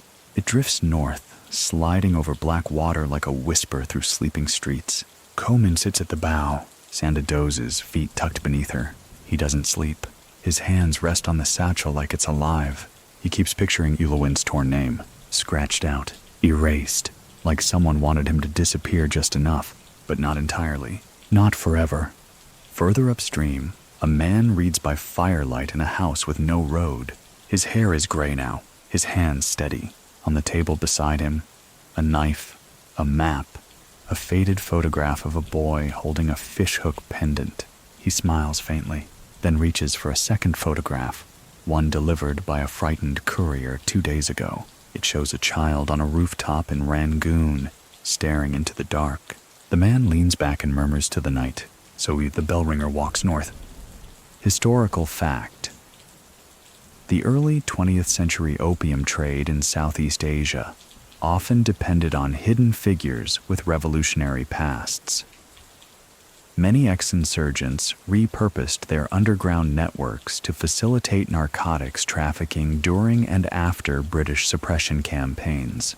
Character detail. Ko Min's satchel is stitched with a piece of blue cloth from his mother's old longi. He doesn't remember her face, but he remembers the sound of her voice during storms. Open, scholarly debate. Many people still think hidden power structures in colonial black markets mirrored revolutionary networks. So what do you think? Were the crime lords just rebels with a better business plan? Or something more enduring? The river is long, and Ko Min learns quickly that upriver silence is not the same as Rangoon silence. In the city, quiet means something's about to go wrong. Up here, it means everything already has, and nobody is in a hurry to tell you about it. They travel slowly, deliberately. Sonda navigates by instinct, never steering too close to military outposts or loud ferry crossings. Her sense of direction is uncanny. Every bend in the river seems familiar to her, even the ones that look identical to Ko Min. "Did you run these routes before?" he asks one night as the boat drifts toward a moonlit landing. "No," she replies, "but someone I knew did." Ko Min doesn't push further. They have an unspoken agreement. The past exists, but neither of them owes the other a full recounting. They rest by the riverbank, cook rice over a small fire. Sonda chews betel leaf while Ko Min studies the ciphered notebook under lamplight. His fingers now move through the codes more fluidly. The rhythms of the trade, weights, dates, aliases, are starting to feel like his knowledge now. Not borrowed. It's not just a ledger anymore. It's a map, one that leads straight to Yul Win. At dawn, they passed through a village called Nyang La. It barely qualifies as a dot on a British map, but Ko Min immediately senses something important in the way the locals don't react to strangers. A tea house woman nods once, without smiling, and serves them without question. Inside the tea house, old men play dice slowly, as if they've been playing the same game for weeks. And at the back, above the doorway, Ko Min sees it. A fishhook, carved in wood, hung on a red string. He nudges Sonda and nods upward. She gives him a look. We're close. They don't ask questions. Instead, they sit and wait. And at nightfall, a boy appears at their fire. No older than 10, barefoot, silent. He hands Ko Min a folded scrap of cloth tied in a fisherman's knot. Inside, a set of coordinates, and one word. Come. Then he's gone. Ko Min and Sonda repack their gear in silence. There's no point discussing it. Whoever sent that message knew exactly where they were. The next day, they follow a path barely visible in daylight. It winds through teak forests and gullies filled with quiet birds and occasional ash piles. Old fires, long dead. After several hours, the path narrows, then opens into a clearing so still it feels staged. There's a hut, thatched roof, walls patched with woven bamboo, a bell hanging from a tree outside, not unlike the monastery bell Ko Min once hid behind. Sonda whispers, "You sure this is it?" No, but he walks forward anyway. Inside the hut, Yul Win waits. No guards, no gun, just a thin old man with high cheekbones and dark eyes that have forgotten how to blink. He doesn't rise when they enter, just gestures to a mat. "You're late," he says. Ko Min doesn't answer. Yul Win continues. "I saw you years ago, carrying a fish bundle along Merchant Street. You limped even then." Ko Min stiffens. "Why are we here?" "You brought the notebook," Yul Win says, ignoring the question. "I'd hoped it burned." Sonda speaks. "You built the network." Yul Win nods. "And dismantled it twice. Then why is it still running?" He smiles, thin, tired. "Because opium is like water. You don't destroy water.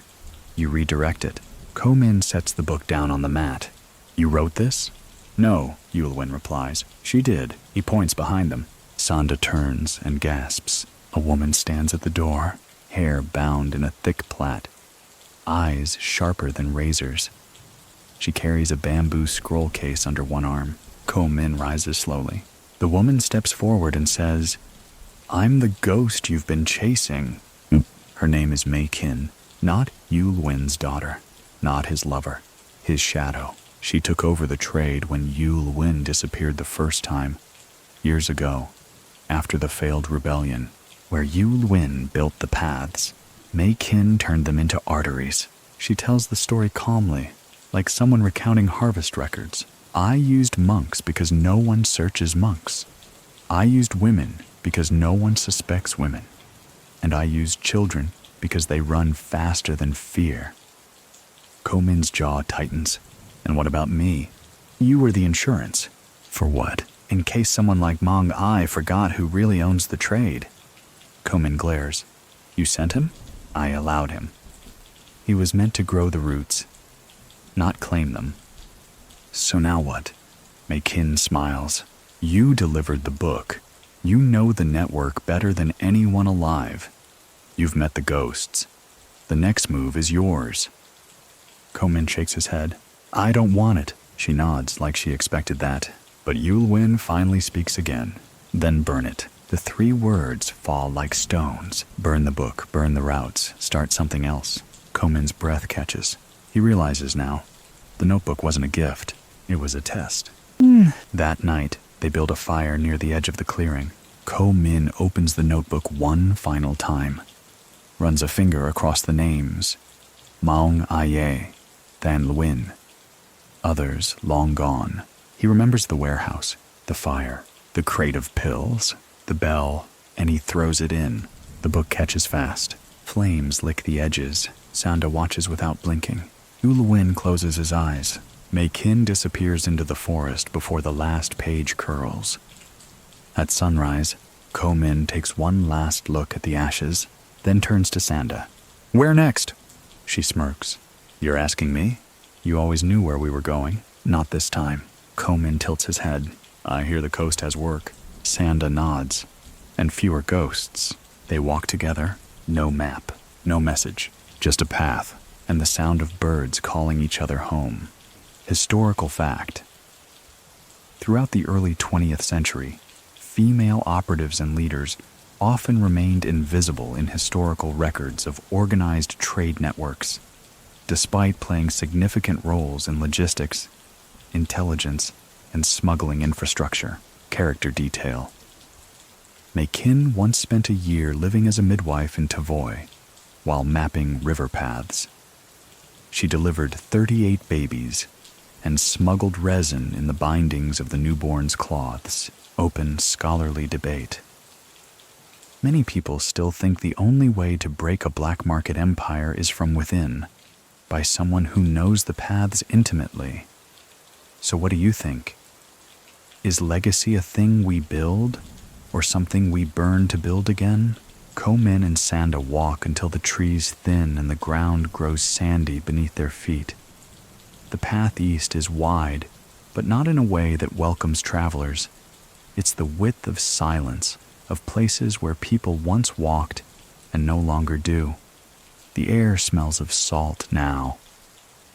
Somewhere, past the distant scrub and the lazy bends of the river delta, lies the coast. And beyond it, unknowns.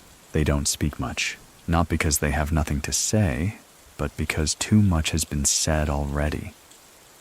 And besides, some things, burned notebooks, ghost names, promises spoken by firelight, shouldn't be touched by daylight. They reach a fishing village by mid-morning. Low houses on stilts, nets strung between bamboo poles like tired spider webs, a pier that groans every time a breeze hits it. A group of children chase a dog past them. No one pays them much attention. Just 2 more travelers, dusty and quiet. Ko Min likes it that way. They find a place to sleep, a wooden loft above a family who doesn't ask their names. Sanda trades a pair of earrings for 3 nights of lodging and a boat ride. Ko Min notices that she only winces slightly when she hands the jewelry over. That night they sit on the dock. The water is calm. Moonlight folds across its surface like pressed linen, Sanda asks. You think they'll come for us? Who? You, Lewin, Maykin, the Thon brothers, someone. Ko-min shrugs. They might, but what would they want? The book's gone. He nods. And what's left isn't theirs anymore. She grins. You say that like it's a good thing? It might be, or it might mean we're out of work. He tilts his head. You ever try honest work? Once, she says. I taught multiplication. How'd that go? They tried to cheat. He chuckles. The laughter feels unfamiliar, but not unwelcome. A week passes. They help mend fishing nets. Ko-min learns to gut eels. Sanda pretends she doesn't know how to weave bait baskets, then makes the best one in the village by accident. But the piece is too clean, too quiet. Ko-min wakes one night with a chill behind his ribs, a feeling that something isn't done. And the next morning it arrives, a letter left on the edge of the dock, tied with fishing twine. No name, no signature, just a single line. He's not gone, only waiting. Ko-min reads it once, then again. Sanda appears at his side, reads it over his shoulder. She doesn't ask who he is. She already knows. They leave the next day. No ceremony, just a boat, 2 bags, and the smell of salt trailing behind them. 3 weeks later, in a city built on mud and industry, 2 travelers rent a room above a tannery. The air reeks of vinegar and sweat. Ko-min doesn't mind. It means no one lingers. No one asks why he buys ink and paper every 2 days, or why he never posts his letters. He's writing now, but not a ledger, not a map, a story, piece by piece, line by line. Sanda reads over his shoulder sometimes, laughing at his grammar, shaking her head at his metaphors. She corrects nothing, only watches. You think anyone will believe it? She asks one night. They don't have to. Then why write it? Because forgetting doesn't make anything disappear. She nods. That's enough. He titles it Rangoon Nights. It's not clever, but it's true. One morning, a visitor comes to the tannery stairs. British boots, pressed coat, no badge. Mallory. His hair is thinner, his face tighter. He walks like someone whose career took one too many detours. Ko-min invites him up without a word. They sit at a wobbly table. Sanda watches from the doorway, arms folded. Mallory places a packet on the table. Inside, a photograph, a new one, grainy. From across a river, a man in profile. Maong Aye, still alive. Ko-min stares at it. Mallory says, they want him back in London, alive this time. And you're the only one who ever got close. Ko-min doesn't reply. Mallory reaches into his coat, places a badge on the table, not his. A blank one, a token, a dare. Ko-min picks it up. Hands it back. No, he says. Mallory stands, unreadable. You know he'll come back. Ko-min shrugs. Let him. This time I'll write the ending. Later that night, Ko-min burns the photo. Not out of fear, but out of choice. Sanda watches. He doesn't speak, but the fire does. Weeks pass, then months. Ko-min never sees Yulwin again.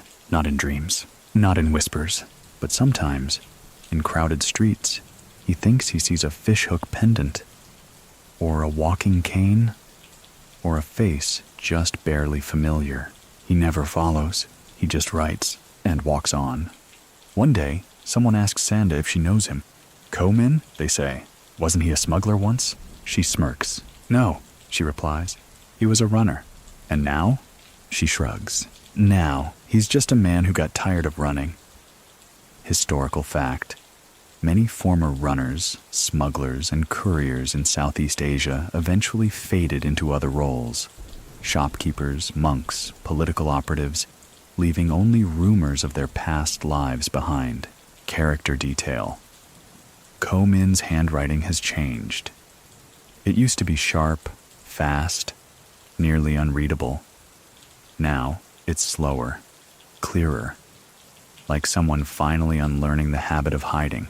Open scholarly debate. Many people still think survival in shadow economies means disappearing completely. So what do you think? Can someone ever truly leave a world like that? Or do they just change their name and wait for silence to catch up? The city breathes differently now. It's not Rangoon. It's not even a city Komin knew before, but its rhythm is familiar. Every port town hums the same tune beneath the surface. Market cries in the morning, kettle whistles in the afternoon, whispers after dark. Ko Min lives in the upstairs room of a narrow shop house wedged between a butcher and a stall that sells nothing but glass bottles. He likes it. The walls are thin enough to hear laughter and arguments, but not thin enough to be part of either. He writes in the early morning, when the air is still, and walks in the evenings, when the lanterns begin to glow like half-formed memories. No one calls him by name here. He lets them think he's a clerk, or a courier, or a distant cousin from the next village over. That's the way he likes it. But sometimes, just sometimes, he catches someone looking too long. Not out of suspicion, but recognition. The way someone squints at an old coin in their palm. Faintly familiar. No longer in circulation. And they let it go. That's how Ko Min knows he's safe. For now. One evening, while he's buying tea eggs from a woman near the ferry ramp, someone slips a folded square of paper into his pocket. He doesn't react, doesn't turn, only opens it once he's back home, sitting cross-legged on the cracked tile floor. No greeting, no name, just 5 words in tight, blocky script. Still looking, still watching. MK. He folds the note in half, then folds it again, and drops it into the flame of his oil lamp. It burns fast, like it was never there. Sonda watches from the bed, brushing dust off a worn shirt. Friend of yours? He doesn't answer, but the look on his face says everything. 3 nights later, he receives a visitor, not at the shop, at the pier. A boy, young, slight, limps when he runs. Ko Min sees himself instantly. The boy walks straight to him and hands over a parcel wrapped in banana leaves, then vanishes. No words. Ko Min unwraps it carefully. Inside, a journal, bound in rawhide, thin, only a dozen pages. But on the cover, drawn in pencil, is the symbol he thought he'd left behind. A fishhook. He exhales, deep, tired. Inside the journal, he finds notes. Scattered observations, route sketches, names scribbled in shorthand. Nothing definitive, but the bones of something familiar. Someone is building again, and they're using his bones. He waits until Sanda returns from the market, arms full of dry noodles and chili flakes. He holds out the journal wordlessly. She flips through it in seconds, then sighs. You knew this was coming. Yes. You going after them? No. She looks at him. He meets her gaze evenly. I want them to know I saw it, that's enough. What if they don't stop? They won't? Then what? Ko Min takes the journal, places it in the drawer with old coins, false permits, and a photograph he told her he burned. They're not ready for the ending, he says. Are you? Ko Min leans back, and for once smiles. The weeks pass like silk unraveling. He doesn't chase rumors anymore, doesn't listen for names. But sometimes, he still walks the length of the port, watching the ships unload, searching not for faces, but movements. There's a rhythm to smuggling, to fear, to hunger disguised as ambition. And Ko Min knows it by heart. He doesn't interfere, but he sees, and some nights when the tide is low and the wind's just right, he scribbles in his own notebook, not ledgers, not maps, just stories, ones that begin in alleys or on rooftops or beneath lanterns with blue glass. One of them starts like this. He was 11 the first time he ran with a belly full of fear and a bundle wrapped in oilcloth. Another starts with, she smiled like she'd already betrayed you and was just waiting for you to realize it. They're not fiction, but they're not exactly truth either. They're the in-between. The spaces between crates, the seconds between footfalls, the moments before a door opens. A publisher from Mandalay visits the city once every season, always in search of new voices.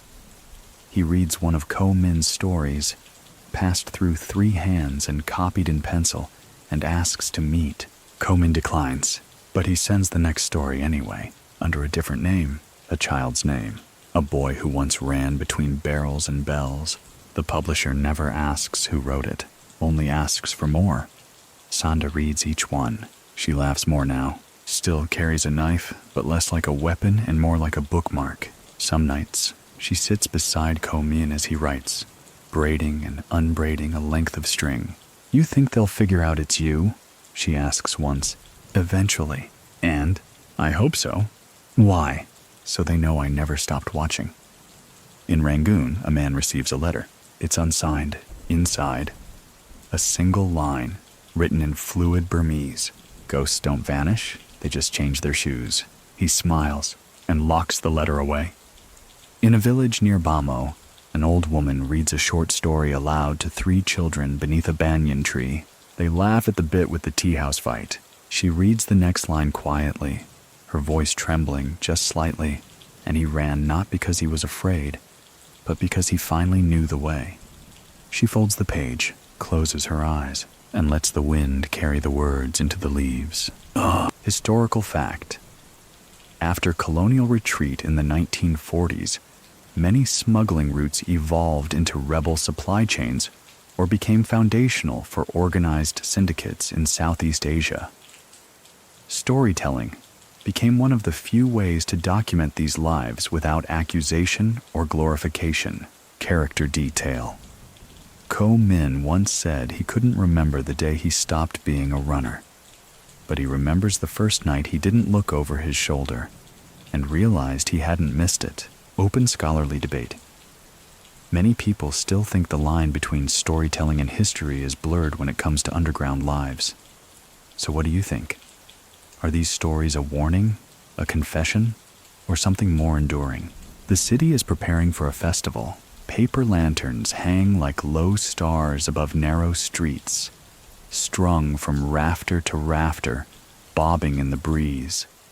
Children run beneath them, chasing each other with sticks and flour sacks. The scent of grilled fish and palm sugar coats the alleys, while somewhere in the distance, a drumbeat begins, a slow thud, as if the ground itself were learning to breathe again. Ko Min watches it all from the balcony of a bookshop, not as a participant, not anymore, but not quite a stranger either. The shop is owned by a blind woman named Da Yi, whose memory is sharper than anyone Ko Min's ever met. She catalogs each title in her mind, by touch, by sound, by how heavy it feels in her lap. He volunteers in the afternoons, carries crates, shelves new arrivals, reads letters aloud from far-off readers who write in soft, careful script. "You have a voice that remembers," Da Yi told him once. Ko Min didn't know what she meant then. He does now, because even as the drums call the city forward, he can still hear the quiet echo of bootsteps in Rangoon, the sound of rice sacks hiding resin, the clink of silver rupees pressed into small hands. Ghosts don't need cemeteries. They need time, and maybe, once in a while, a good bookshop. The night before the festival, Sanda returns with a bundle wrapped in newspaper, fried dumplings. She sets them on the balcony rail and leans over it, watching the lanterns sway. "You going to the river blessing?" she asks. Ko Min shakes his head. "Crowds still make me nervous. Even now? Especially now," she chuckles, biting into a dumpling. "You know, you're the only person I've met who became more of a mystery the longer I knew him." He smiles but says nothing. The silence between them is easy now, companionable, like the space between breaths when you're not running anymore. Down on the street, a man passes beneath the lanterns with a bundle strapped across his back. He walks like someone who's never had to move quickly in his life, but Ko Min notices anyway. His shoes, too clean. Not village shoes, not fisherman's shoes. The man disappears into a tea stall without a glance up at the balcony. Ko Min doesn't follow. But that night, he locks the windows. Old habits. They don't leave. They settle in your bones and wait. A few days later, Da Yi receives a parcel in the mail. It's from someone she doesn't know. Inside, a manuscript, typed, titled Lantern Roads, Tales from the Trade. No author name. But on the first page, a dedication.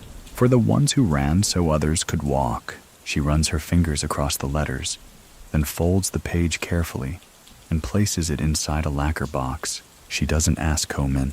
and he never offers. But from that day on, she leaves a space on the shop's front shelf, just wide enough for a story that needed to be told. Elsewhere, in a city with no name, a woman reads a serialized story in a weekly paper. She recognizes the tone immediately. It's too specific, too familiar. She smiles and traces the opening sentence with her fingertip.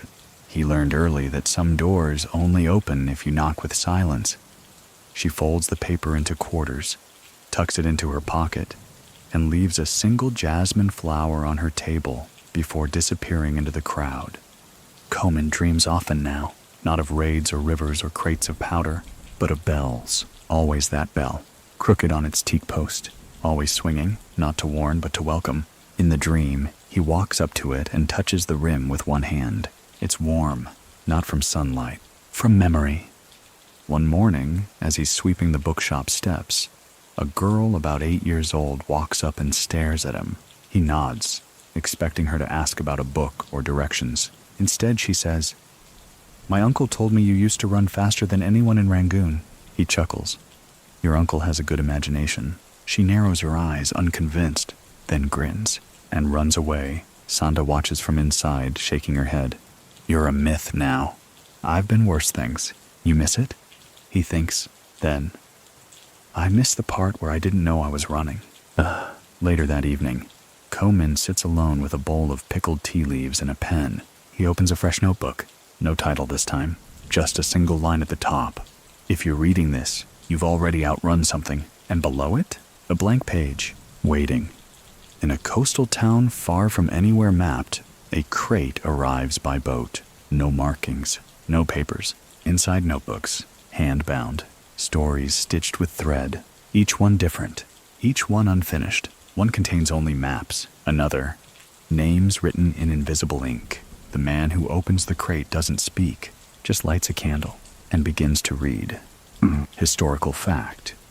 In the years following the collapse of colonial control, underground narratives often survived through oral storytelling, disguised trade logs, and fictional pamphlets circulated among workers, students, and ex-rebels alike. Character detail. Komen's handwriting changes again. Rounder now, more open. Like someone who finally understands that secrets aren't always strength. Open, scholarly debate. Many people still think stories from the underworld must be filtered or softened to be preserved. So, what do you think? Is truth better protected in fiction? Or is fiction just the safest place to tell the truth? Komen wakes before the sun again, not from a nightmare, not from the usual noise of fishermen below, but from something quieter. Stillness.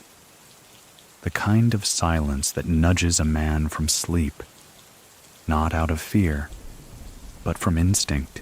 The kind that says, something's about to change. He dresses slowly. The air is cool, a soft breeze rolling through the thin shutters. Sanda's still asleep, curled up on the floor mat with one arm tucked under her head. Hair like black ink spilled across the woven mat. Komen watches her for a moment, then steps outside. The street is empty, but not lonely. There's a peace in early morning Rangoon, even now far from its center, in this quieter southern borough by the port. He hears the ocean breathing, palm fronds brushing against corrugated metal, the soft rhythm of brooms as old women sweep in front of homes with cracked cement steps. He walks with no goal, just the movement of limbs, the kind of walking that stretches you out of yesterday, and every few meters someone nods, not in recognition, not entirely, more like acknowledgement. That's him, the boy who ran, the man who didn't run away. He finds the temple almost by accident. It's small, painted white and green, with peeling trim and a faded mural of Siddhartha touching the earth. A bell hangs beside the gate, much smaller than the one he remembers, but still crooked, as if by tradition. He steps inside. A monk about his age looks up from sweeping. They nod. No words. Komen kneels at the base of the altar, beneath a cracked portrait of a bodhisattva, and breathes. A full deep breath. He doesn't ask for anything. He doesn't confess. He just is. That's all the temple ever asked of anyone. When he returns, Sanda is boiling water. She glances up. You walked far. I walked just enough. She smirks. Philosopher now? Maybe. He sits, folds his legs, and reaches for a cup. You ever think about going back? She shrugs. Back where? Chinatown, tea house circuits, the docks. Sanda stirs the tea leaves. Sometimes. And I remember how much quieter this side of the world is. Komin sips. It's not that quiet. No, she agrees, but it asks less of us. They eat in silence after that. Comfortable. Like two people who've stopped proving things to each other. By noon, the tide rises, and so does the heat. Ko Min works in the bookshop, helping Da Yi sort a new bundle of donated texts. They smell like mold and old ink, but some have charm. Field manuals from British officers long gone, Tamil poetry scribbled in margins, a Buddhist pamphlet arguing with itself across 2 editions. He finds one strange book, a blank journal, except for the first page. In a precise hand, someone has written, "Tell what you remember, leave the rest behind." He pockets it, not for secrets, for starts. Later, a boy comes in with a bruised cheek and asks if they carry stories about smugglers. Real ones, he insists. Not pirates, the ones with no flags. Komin considers. Then hands him a slim volume with no cover, its spine held together by string and patience. Try this, he says. What's it about? A kid who got tired of listening. The boy grins. What's he do instead? He watches. That night there's rain, not a storm, just a long sigh of sky, gentle, unbothered. Komin and Sanda lie on the floor, listening to it drum softly against the window pane. She asks, "If you could have done it different, would you?" He doesn't answer right away. "No," he finally says, "but I would have paid more attention to the quiet. To the parts in between," he nods, "to the way people looked at me when they thought I wasn't watching, to what they didn't say, to the meals I ate too fast, to the silence after the last footstep, to the way the city felt." Sanda turns on her side. "You remember too much. Not enough." Then they fall asleep, the rain washing the edges off the day. Komin dreams again.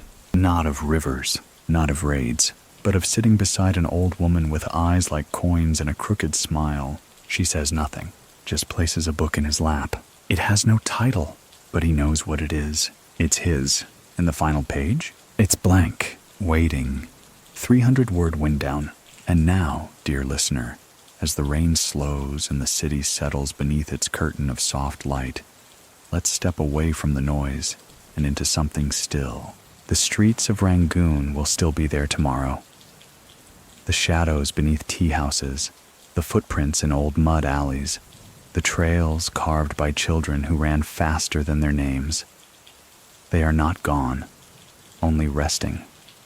And in their quiet, we find space. Space to let go, space to imagine, space to listen to the echo of your own thoughts and find, maybe for the first time today, that they are quieter than you feared. Komin's story isn't over. Not really, because every corner turned without fear. Every small kindness offered in silence. Every time you walk without rushing. You walk a little of his path. You run less. You breathe more, and that is enough. So if your eyes are heavy now, let them close. If your heart is still restless, know that the night has enough calm for all of us. And if dreams come, let them be soft ones, with crooked bells and clean water, with pages unfilled but ready. Sleep well wherever you are. The story can wait until morning. The rains last 4 days. They arrive like a whisper and leave like a sermon, swelling the rivers and soaking through the roof tiles of every shop in town. Streets turn to soup. The bookshop leaks. The tea house across the way closes for 2 days, and no one complains. In this part of the world, rain isn't an inconvenience, it's a cleansing. Komin uses the time to reorganize the back room. sorts through the donated books with the same care he once reserved for weighing opium in a tea house storage closet. Sanda, when not helping, naps on a pile of blankets by the window, reading half-finished stories out loud to herself in a theatrical voice that always ends in laughter. It's the most ordinary he's ever felt, which is exactly why he knows it won't last. On the 5th morning, the rain stops, and a letter arrives, slipped under the bookshop door. No seal, no signature. The handwriting is uneven, like someone wrote it while in motion. Komin, I heard your story in a town where no one tells stories. I saw your name in ink no one signs. If you still care about endings, come find mine. South, the mango tree, no name, but Komin doesn't need one. He folds the letter in half, presses it flat with one hand, and pockets it. Sanda sees the look on his face as soon as he steps back inside. Bad news? No, he says, just unfinished. They leave at dawn. Again, no bags, just sandals, water flasks, and the air of people who are not traveling for the first time. The road south is longer than it used to be. Not physically, but in the way it feels. Time stretches differently now. Ko-min doesn't feel urgency anymore. He walks like someone who's not trying to catch up to anything. And Sanda hums as she walks, an old lullaby from somewhere far off, maybe not even hers. By noon, they reach the first checkpoint. A boy, barely old enough to hold the rifle he slings carelessly over one shoulder, waves them through with a grin. You two heading to the mango tree? Ko-min blinks. You know it? Of course. Everyone south does. That's where the woman waits. What woman? The boy shrugs. She doesn't give a name, just tells stories. Some say she's a ghost. Others say she was a general once. Sanda raises an eyebrow at Ko-min. He doesn't return the look. He's already walking. By dusk, they see it. A massive mango tree rising from a rise in the land, surrounded by dry rice paddies and low stone walls. A mat is spread under its branches. A kettle steams beside a clay stove. And in the shade, cross-legged and wrapped in a loose shawl, sits Mei Kin. Older now, her hair streaked silver, but unmistakably her. She looks up as they approach and smiles like she's been expecting them for weeks. You got my letter. Ko-min nods. I thought you disappeared. I did, she says. Then I got bored. Sanda squats near the fire, examining the kettle. You're boiling tea in the middle of nowhere? Mei Kin shrugs. Ghosts have to keep warm somehow. Ko-min sits beside her. She pours without asking, and for a while, no one speaks. Just the sound of wind through mango leaves and the occasional distant bird call. Then Mei Kin says, I need you to take something. Ko-min doesn't flinch. What is it? She reaches into a small sack beside her and pulls out a journal. Slim, new, untouched. This is the new ledger, she says. Not for opium, not for coin, for stories. Names of people who did things no one saw. Smugglers who disappeared. Runners who grew old. Mistakes no one wants to admit to. Ko-min stares at it. You want me to write history? She smiles.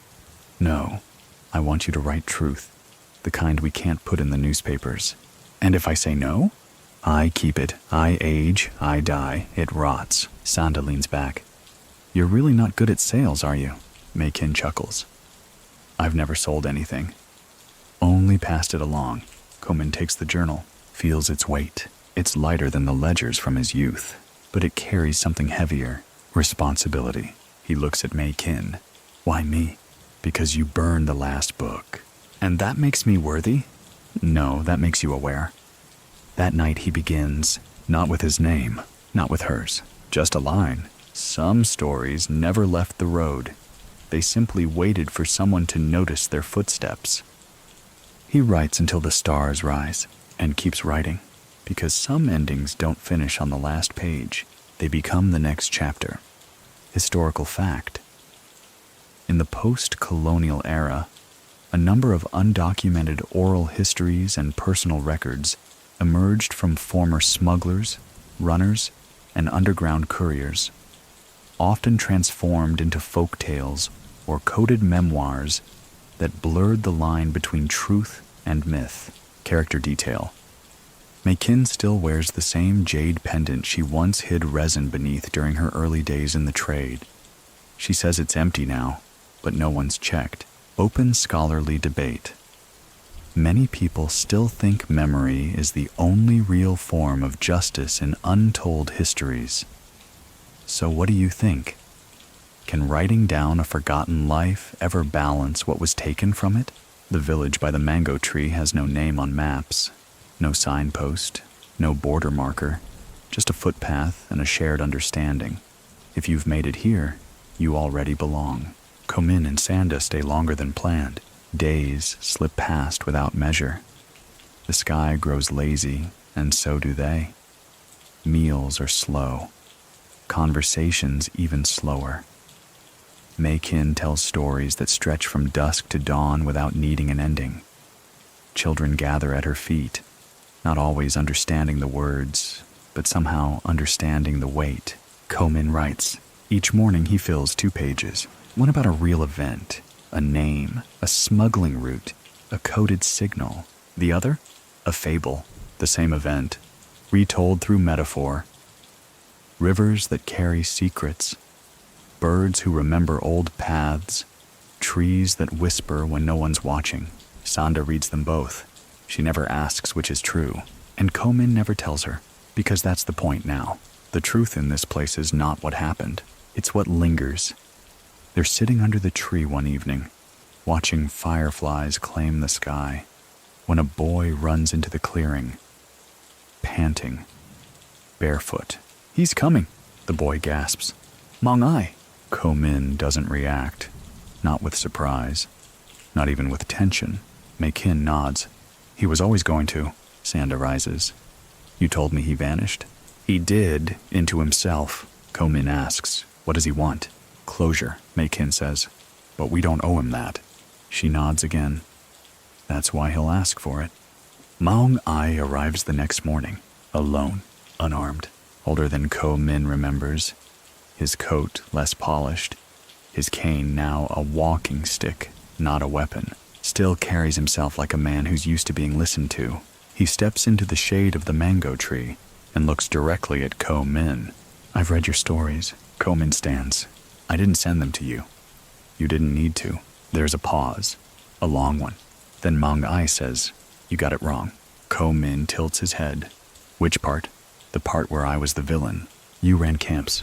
I maintained order. You signed permits, because they would have died without me. Komin exhales. Do you want me to change it? Maung Ai hesitates. No. He sits, and for the first time Komin has ever seen, he looks tired. Not defeated, not ashamed, but ready, like a door finally swinging closed. That evening, Maung Ai tells his story. Not a confession, not a defense, just a tracing of years, of how he started as a guide in the northern hills, how he lost brothers to border raids, how he was given an option, trade silence for survival, or die loud and unremarked, how he chose the trade. How many died under your watch? Sanda asks. Maung Ai doesn't blink. More than I could count, but fewer than if I had walked away. Komin asks, and now? Now, Maung Ai says. I want to be remembered, not praised, not forgiven, just seen. Komin nods. Then help me write it. The next few days are spent in transcription. Komin listens. Sanda cross-checks names. Maykin smokes by the fire, occasionally correcting a detail, never gently, always accurately. They call it the second book, but it's not a ledger. It's an echo, a long, uncoiled breath of the past, told by those who once refused to speak.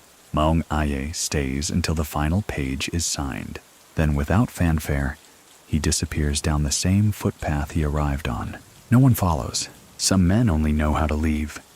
After he's gone, Komin writes the final line. Some men live in the dark because they are the only ones who understand how to light the way out. He closes the journal, binds it, and gives it to Maykin. She places it beside the first, under the mango tree. 2 stories, one burned, one buried, both real. That night, Sanda asks, will there be a third? Komin shrugs. There's always a third. Yours? Maybe. Mine? He smiles. You've already started yours. She laughs, and it's the kind that bends her at the waist. Don't tell me you're writing that part. No, he says, that one writes itself.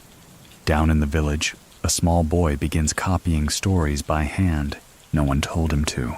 He just likes how the words feel when they become his. One day someone will find those pages, and maybe they'll think it was fiction, but it won't be. It will just be the only way the truth knew how to survive. Historical fact.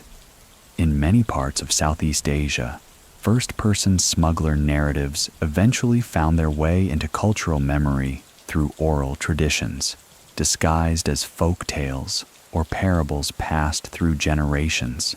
Character detail. Maung Ai's favorite song is a lullaby from the Shan Hills.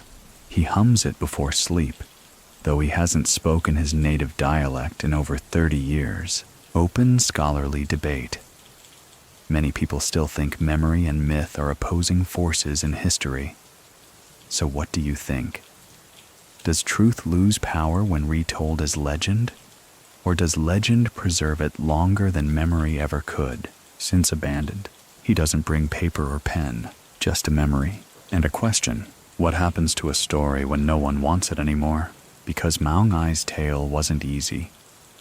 It didn't fit cleanly into good or evil. It didn't redeem. It didn't apologize. It just existed. And yet, something about that felt true. Ko Min has learned that truth isn't always what people believe. Sometimes it's what they carry. Quietly. For years. Like a splinter under the skin. Later that day, a traveling cart arrives in the village, painted in faded red, carrying bolts of cloth and paper fans. The merchant, a thin man with a scar over one eye and a wheeze in his voice, stops under the mango tree and unpacks slowly, watching the house. Ko Min meets him there. They exchange nods, then silence. Then the merchant reaches under a stack of shawls and pulls out a small packet, tied in string. Inside, a folded page. A copy of Ko Min's first story. Rangoon Nights, the merchant says. It made it to Moulmein, then to Voi, even as far as Yangon. Ko Min runs a thumb along the paper. Someone's added a subtitle in pencil. For those who ran with shadows. He smiles, hands the merchant a coin. For the road, he says. The merchant shakes his head. Keep it. I already traded it for a story. Then he's gone. That evening, Mei Kin is sitting beneath the mango tree, her shawl pulled close despite the heat. Ko Min hands her the reprinted story. She holds it like it might vanish. You made it further than I did, she says. Only because I had your map. She laughs, but softly. Maps don't get you there, she says. They just remind you where you started. Ko Min sits beside her. Then where does this end? Mei Kin watches the horizon. When they stop writing, Sanda appears with a satchel full of dried fish and a new ledger, blank as dawn. She tosses it into Ko Min's lap. You're going to need a bigger notebook. He flips it open, laughs quietly. You already numbered the pages? I'm nothing if not prepared. He writes on the first line, Volume 3, The Ones Who Stayed. She rolls her eyes. You going to write about me in there? I already have. And what lies did you tell? The kind people want to believe. Sanda grins. Good. Make sure I'm taller. At night, a fire burns gently near the tree. They sit around it, telling stories and half-truths, full smiles and unfinished thoughts. The children of the village join in, wide-eyed and leaning forward. One boy asks, What was the first thing you ever carried? Ko Min pauses, then replies, A package of powder wrapped in tea leaves. The boy blinks. Was it heavy? Only in memory. Another child asks, And what did you carry next? Ko Min points to the journal in his lap. This, Sanda adds, and it's heavier. They all laugh, but quietly, because some things are true, even when they sound like jokes. Weeks pass. The mango tree sheds its leaves. New ones bloom. Ko Min and Sanda begin sending copies of their stories to towns without names, tin roof settlements, jungle outposts, hilltop villages with no roads in or out. Each copy is different. Each one ends with a question. Not because they don't know the answer, but because they're still asking. One day, a woman arrives from the west. She's old, wears a scarf wrapped over half her face. She asks for Ko-min, says she heard he once knew a boy named Kaya. Ko-min stiffens, then nods. The woman unwraps her scarf, Kaya's sister. She pulls a photo from her pocket. Brittle, folded, fading. It shows 3 boys standing in front of a tea house. One is Kaya, one is Ko-min. The third, a shadow, maybe a ghost. She says, "Tell me how he died." Ko-min doesn't flinch. Instead, he invites her to sit and begins to speak, not as a writer, not as a myth, but as someone who remembers. When she leaves, she carries a notebook, a single story inside, titled, Kaya, the one who looked back.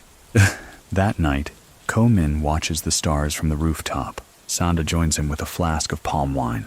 She says, "They'll never stop coming, you know." "I know." "You okay with that?" He thinks, then nods. "As long as they bring stories." She lifts the flask. To the runners, he clinks his cup. To the ones who walked. Historical fact. Many local oral historians in Southeast Asia began as informal storytellers, couriers, or village scribes, individuals who never planned to preserve history, only to share memory, character detail. Ko-min still remembers the weight of the first story he wrote that wasn't about him. It was about a man with broken shoes who could never stop pacing the riverbank. Open scholarly debate. Many people still think stories only matter when they're written for bookshelves. So what do you think? Are the stories told by firelight just as lasting? Or maybe more alive than anything printed in ink? The dry season arrives in fits and starts. Warm afternoons that stretch long like lazy cats, followed by nights that feel like borrowed time. The river recedes inch by inch, and the paths harden underfoot. Dust clings to sandals, to storybooks, to skin. Ko-min doesn't notice at first. He's too busy writing, not just in his ledgers, not just in the 3rd volume, but everywhere. On scraps of burlap, on the back of a rice invoice, in chalk on the walls of the mango tree house, where the children beg for new tales every evening. There's one story he tells again and again, a fable now, polished smooth from repetition. A boy with a limp carries a bundle down a moonlit alley, chased by shadows that don't have names. He doesn't run for glory, or wealth, or survival. He runs because someone told him to, and because no one ever told him to stop. The children cheer at the end. Sometimes they cry. Always they ask what happened next. Ko-min only ever shrugs and says, "He kept going. That's enough." One morning, while stringing new paper lanterns with Sanda, a messenger arrives from the coast. He's quiet, weather-worn, walks like he's been carrying secrets for too long. He hands Ko-min a single sheet, handwritten, signed, Inspector Frederick Mallory. Ko-min reads it once, then again. Sanda watches his face change, just slightly. "What is it?" "He's retiring." She tilts her head. Didn't know he still had a desk. Ko-min smiles faintly. Apparently he made it back to London, left the ledger on someone else's shelf, and he says he's writing. Not stories, reports. But he asked if I wanted to send one last word, for the record. She leans on the bamboo post. "What'll you say?" Ko-min thinks, then replies, "Nothing." She nods. Good, let the silence speak louder. That evening, he burns the letter by the riverbank. The flames crackle, then die. Ko-min doesn't watch the ash. He watches the water, still running, always running. 2 days later, an elder from a nearby village visits the mango tree. He carries a satchel full of seeds, wants to plant a grove, says he heard about the stories here, how they help people remember, says he wants something that will outlast the soil. Ko-min helps him plant the first sapling. Sanda marks the tree with a bit of red string. "Why mangoes?" the elder asks. Ko-min replies, "Because they feed everyone." Later that week, a woman with sharp cheekbones and a soldier's walk arrives on foot. She's quiet, but her eyes scan everything. She introduces herself only as Mala and says nothing else. Not at first, but 3 nights later, by the fire, she tells them her tale, how she carried rifles disguised as fishing poles across the border, how she smuggled 6 children out of a burned village, how she once ran barefoot from an ambush with a paper-wrapped message sewn inside her blouse. Komen listens, writes it down. When she finishes, she stands and says, "Don't change my name." Sanda nods. "We wouldn't dare." The story spreads. Not just the stories inside the books, but the story of the books themselves. A village by a mango tree, a boy who ran, a woman who stayed, a grove of knowledge planted where nothing grew before. Soon, others come, not just to read, but to tell. A boatman from the Delta who once ferried a general in secret, a mother who ran a rice shop and passed messages in her flour bags, a man with no left hand who swore he used to forge passports in Mandalay. Each one arrives quietly. Each one leaves a mark. Komen begins compiling a new volume. This one has no title, just a symbol on the first page. The same fishhook, drawn simple and rough, not to mean the trade, to mean connection, a hook into memory, a pull toward truth, no matter how murky, no matter how forgotten. One day, Sanda finds him staring at the unfinished manuscript. "You stuck?" "No," he says, "just waiting for it to settle." She sits beside him, tears a mango in half, and hands him a piece. "Stories don't settle," she says. "They scatter." He smiles. "Then we scatter with them." At dusk, he tells a new story to the village children. This one's about a girl who sharpened pencils instead of knives, who learned to read by stealing pages from torn books, who tricked a prince into giving her a map and used it to draw her own world. The children ask if it's real. He says, "More real than you think." Sanda throws a mango pit at his shoulder. He laughs. By now, the mango grove has 12 trees, each planted by a different storyteller, each with a different colored thread tied around its trunk. They say when the wind passes through just right, you can hear the roots whisper, and sometimes, just sometimes, they whisper names. Historical fact. In regions without formal archives, entire generations' worth of stories and history were preserved through living memory groves, real or symbolic spaces where stories were shared regularly as part of cultural continuity, character detail. Komen writes slower now, not because his hand is tired, but because he chooses each word like someone who finally knows how much a single sentence can weigh. Open scholarly debate. Many people still think history belongs to the loudest voices, the victors, the powerful. So what do you think? Are the smallest stories, the ones told under trees and shared with mango slices, the ones we'll remember longest? The first printed book arrives in the village, wrapped in oilcloth and string, hand-carried by a former schoolteacher who once taught arithmetic in a mining town 2 provinces west. She places it gently in Komen's hands, as if delivering a newborn. "I took your pages," she says. "Typed them. Paid a printer with my mother's brooch. It's not much, but..." Komen runs his hand over the cover. The title? The Opium Runner. Stories from the Quiet Side of War. The author? Anonymous. The dedication page, for those who remembered in silence. He opens it to find everything there, even the fables, even the jokes, even the lies that were told to make people feel safe. It feels heavier than he expected. Maybe that's the paper, maybe that's memory. The school teacher stays 3 nights. She sleeps under the mango trees and tells no stories of her own. But Sanda guesses her tale anyway. "Lost a son," she whispers to Komen. "Or maybe a lover." He doesn't ask. He's learned that some silences are earned. On the 4th morning, the teacher leaves, without saying goodbye.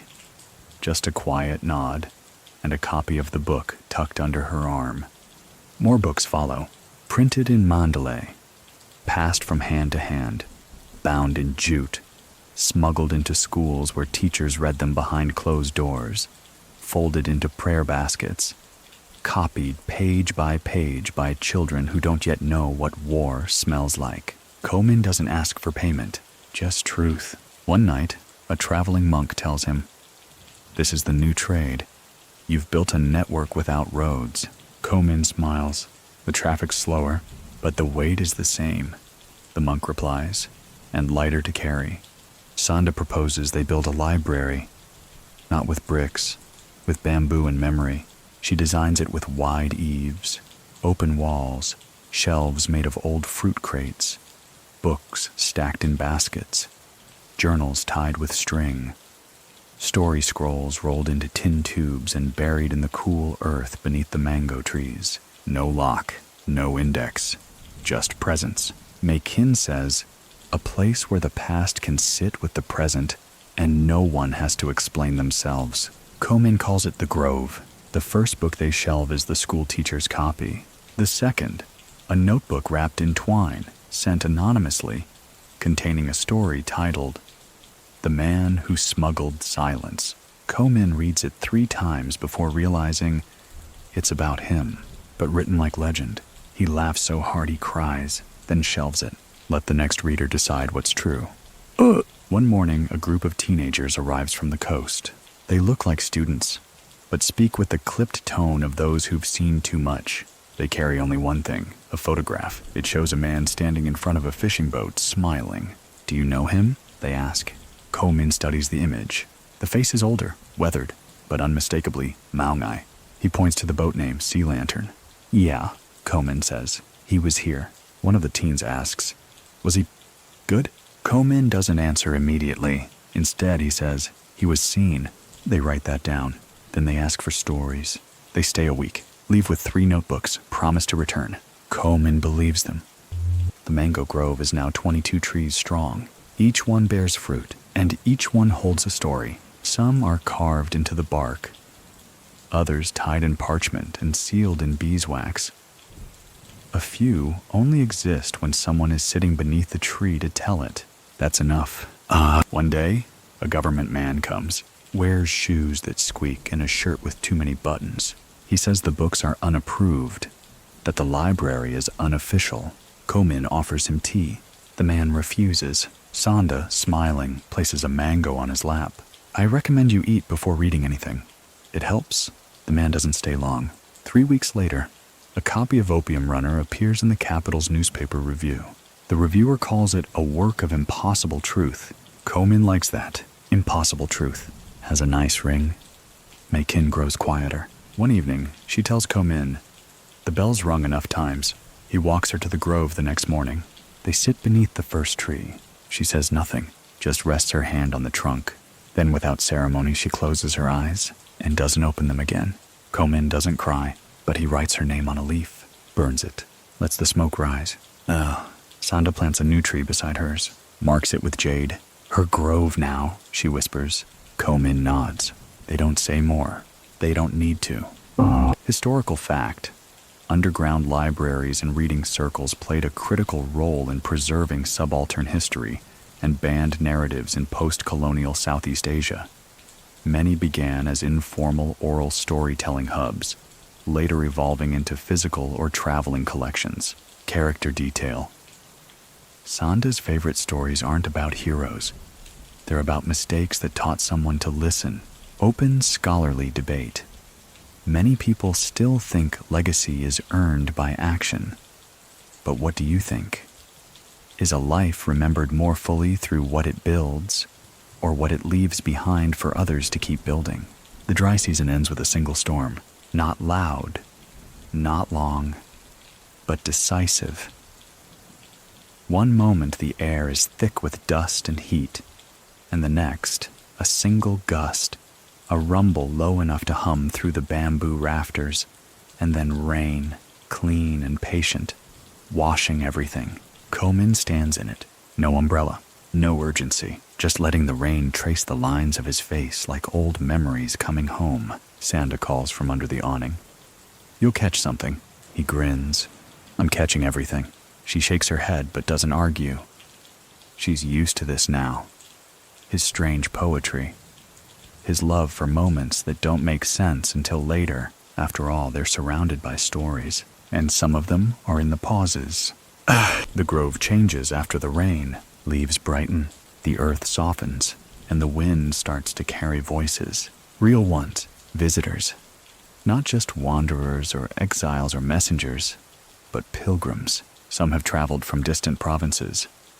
Others were born just 3 hills over but never dared to walk this far. They come for the library, but they stay for the feeling. That low thrum of truth, messy, unpolished, but utterly human. They bring their own stories. One man arrives with a crate of blackened film reels, once used for propaganda. He wants to convert them, cut them up, splice them with narration, add the truth that was edited out. A woman brings a blanket embroidered with the names of women who vanished during the Opium Wars. No text, just thread. Loop after loop after loop. Sonda hangs it near the story basket. No one touches it, but everyone looks. Komin begins a new project. He calls it the Book of Hands. Each person who tells a story presses their palm into ink, then onto a page. Beneath it, they write just one sentence. Not a name, not a place, just the why. Why they ran, why they stayed, why they remembered. Some are poetic, some are dry, some are nonsense. But every single one is real. It becomes the most sacred book in the grove. No copies, no edits. If someone wants to read it, they must sit with it, quietly, and not speak until the last page is turned. One day, a young girl brings her grandfather. He's blind, but when he touches the bark of the mango trees, he smiles. I knew this place once, he says. Komin asks, how? I heard it. In the way the birds hesitated when they passed through, in the sound of feet that stopped running. They give him the Book of Hands. He doesn't read it. He just places his hand gently on the cover, then whispers, good, it made it. At night, Komin writes slower now, not out of exhaustion, but care, like each word is being whispered by someone else. And he's only the vessel. He's begun recording stories he never thought he would. Not glorious ones, not even tragic, but quiet. The girl who carried sugar in her skirt to bribe soldiers at checkpoints. The man who traded a single mango for a stranger's name so he wouldn't die nameless. The boy who painted over bullet holes with watercolor clouds. These are the ones Komin keeps returning to, not because they're remarkable, but because they're what remains. One afternoon, a stranger appears. Foreign, tall, dusty boots and a camera slung around his neck. He says he's a writer. Says he heard about the village of stories from a guide up north. Komin listens, says nothing. The man asks for an interview, offers money. Sonda steps in. We don't sell memory. The man tries to charm them, offers to make them famous. Komin smiles softly. We're already unforgettable. The man leaves that evening, disappointed. But before he goes, he presses a mango into Komin's hand. I think I took something anyway, he says. Komin nods. We know. Later, Sonda finds him staring at the mango. You going to eat that? No. Why not? Because some gifts aren't meant to nourish. The tree is now number 35, each with a story, each with a shadow. And as the sun sets behind them, the grove glows like a lantern, a soft reminder of what was lost, of what was carried, of what never needed to be shouted, just shared. Historical fact.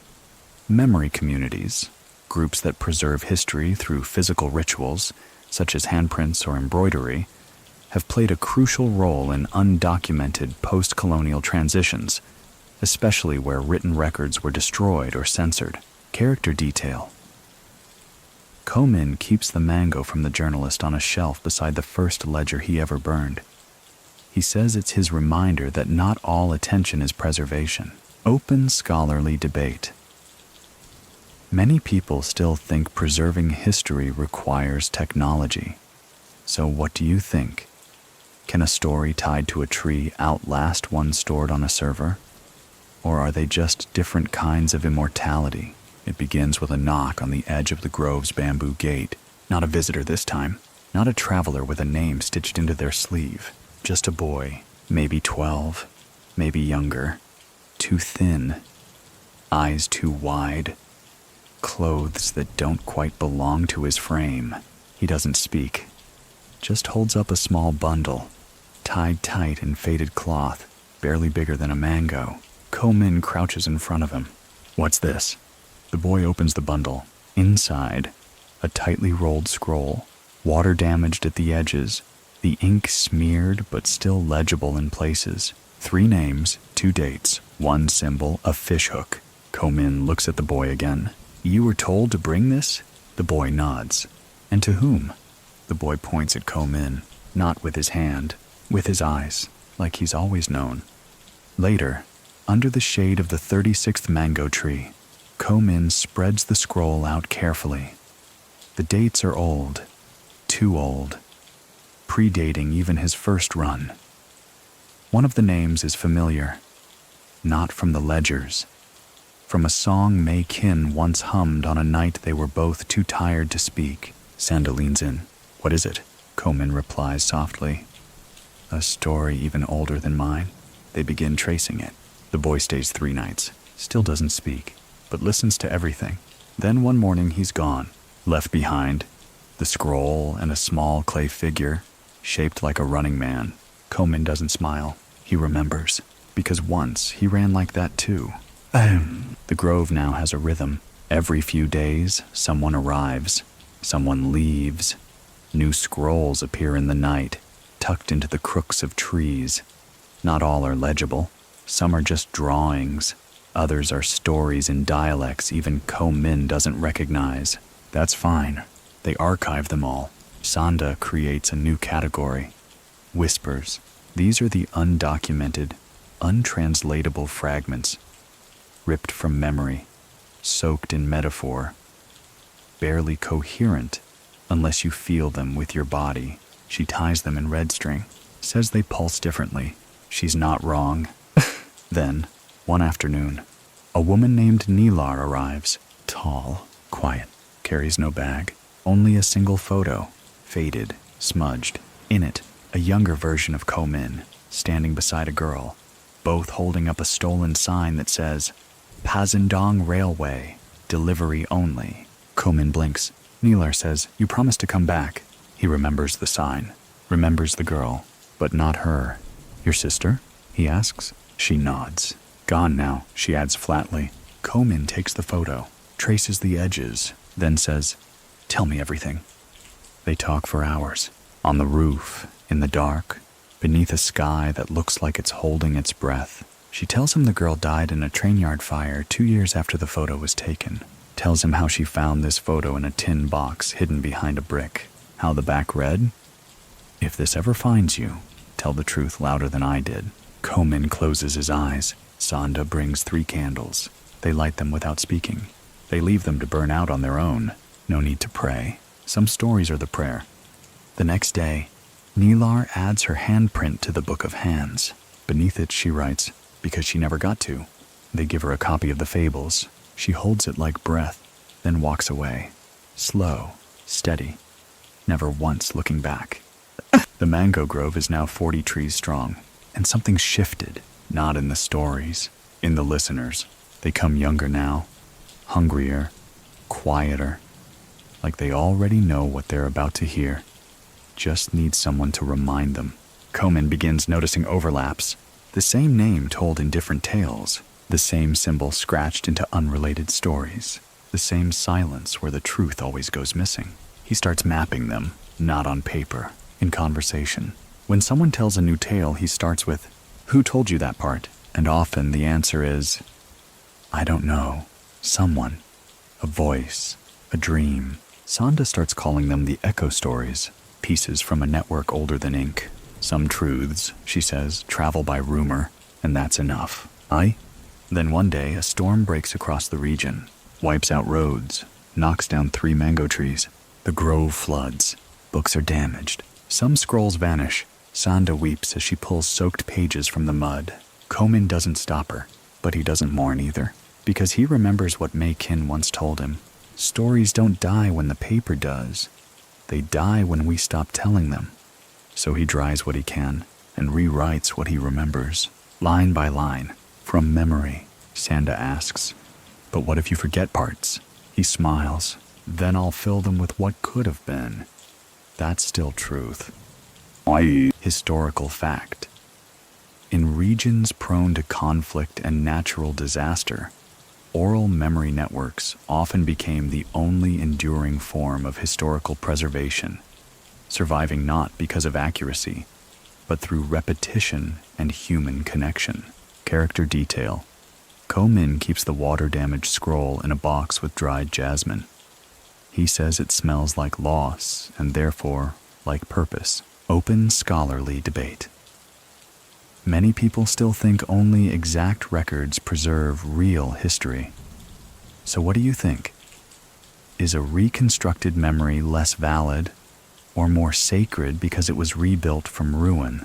The monsoon season passes like a heavy breath exhaled. Skies clear, the paths dry. The mango trees, those that survived, bloom again with small green fruit and stories waiting to be retold. Ko Min rebuilds the grove, but not exactly as it was. He doesn't believe in replicas. Instead, they build new shelves, lower and wider, better for children. A new roof is thatched, not from reeds, but from scraps of clothes donated by those who've come and gone.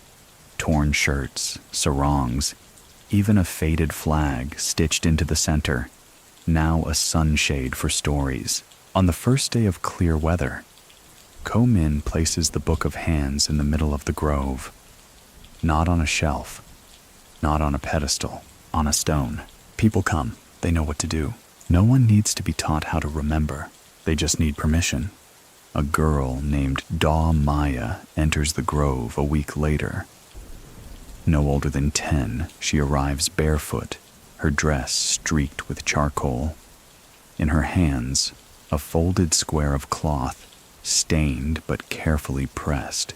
She unwraps it slowly and shows them what's inside, a story told entirely in colored thread. Cross-stitch, full of symbols. Mountains, a tea house, a boy and girl holding hands, a crow overhead, a fishhook in the sky. No words, just memory sewn quiet. Ko Min stares for a long time, then asks her softly, "Did you make this?" She nods. "My grandmother taught me. She said one day I'd find the place that understood it. You have." Sanda doesn't speak. She just takes the cloth and hangs it in the wind tunnel near the entrance. It flutters. Everyone notices. Some cry. No one talks, because some stories arrive complete. That same evening, a man comes to the grove. He says nothing, just circles the perimeter, running his hands along every tree. Sanda watches him carefully. She doesn't trust men who speak with their hands more than their mouths. But when he reaches the 12th tree, May Kins, he kneels. He pulls a battered book from his shirt and leaves it there. Later, Ko Min opens it. It's not a ledger, not a memoir. It's a manual. How to run, how to hide, how to forget. Ko Min flips to the last page. It's blank, except for a single line. "I didn't make it out, but someone should." He doesn't know who wrote it, but he adds it to the collection, and under his breath says, "You made it now." Every week more come, not in droves, never crowds, but like rain in the dry season, unexpected, grateful, healing. One woman brings bones, carefully cleaned, each engraved with a date and a word. Not names, just words like mercy, torn, echo, and window. She says nothing else. Ko Min asks, "Do you want to explain them?" She shakes her head. "No, I just want someone else to carry them." So they do. The bones are placed in a clay urn, buried at the base of the youngest tree. Sanda writes their words on the leaves and tucks them into journals. One day, someone will find them and ask what they mean. Let them wonder. Wondering, after all, is a kind of remembering. A boy with an accordion arrives, says nothing, just plays for hours. Plays until the birds begin mimicking the tune. Plays until a girl hums the melody in her sleep. Ko Min scribbles a new story, the sound that outran silence. He doesn't even ask the boy's name. Some stories play themselves. The mango grove is now 47 trees strong, and they've begun to curve, not outward, but inward, toward one another. as if leaning in to listen, as if they know the earth beneath them is full of too many stories to stand tall alone. Komin sometimes walks the circle at night, touching each trunk. He calls it his inventory, not of books, of witnesses. One afternoon, Sanda brings him a page torn from an old newspaper. It's an article from Yangon. The headline reads, "The Whisper Library, Myanmar's Unspoken Archive." A photo of the grove is below it. The byline, Frederick Mallory. Komin reads it slowly, twice. It's honest, gentle, balanced in a way only a man who once hunted secrets could manage. Sanda says, "He found his voice." Komin nods. He borrowed ours first. He places the article in the archive under the title, "A Traitor's Tribute," not with bitterness, with precision, because that's what it is, a debt paid. That night, as they light lanterns in the grove, Komin tells a new fable. A man builds a boat out of memory, but every piece he adds disappears behind him. When he reaches the sea, he has nothing left except his own story, and that's what keeps him afloat. The children don't quite understand, but they love the rhythm. They chant the ending line with him, and so he sailed, never lost, just always between shores. Historical fact. Whisper libraries became a recognized cultural phenomenon during regimes where written truth was punishable. These informal oral or symbolic networks outlived their oppressors, even without a single permanent building. Character detail. Komin now keeps no pen in his pocket. He says if a story is worth telling, it will return on its own. Open scholarly debate. Many people still think history needs permanence to matter. But what do you think? Can something passed from breath to breath, burned and reborn, hold deeper truth than stone and ink ever could? Rain comes again, but this time it's gentle. It doesn't tear down walls or uproot trees. It washes the grove like an old woman washing a face she knows by heart. Every leaf is polished, every stone made smooth.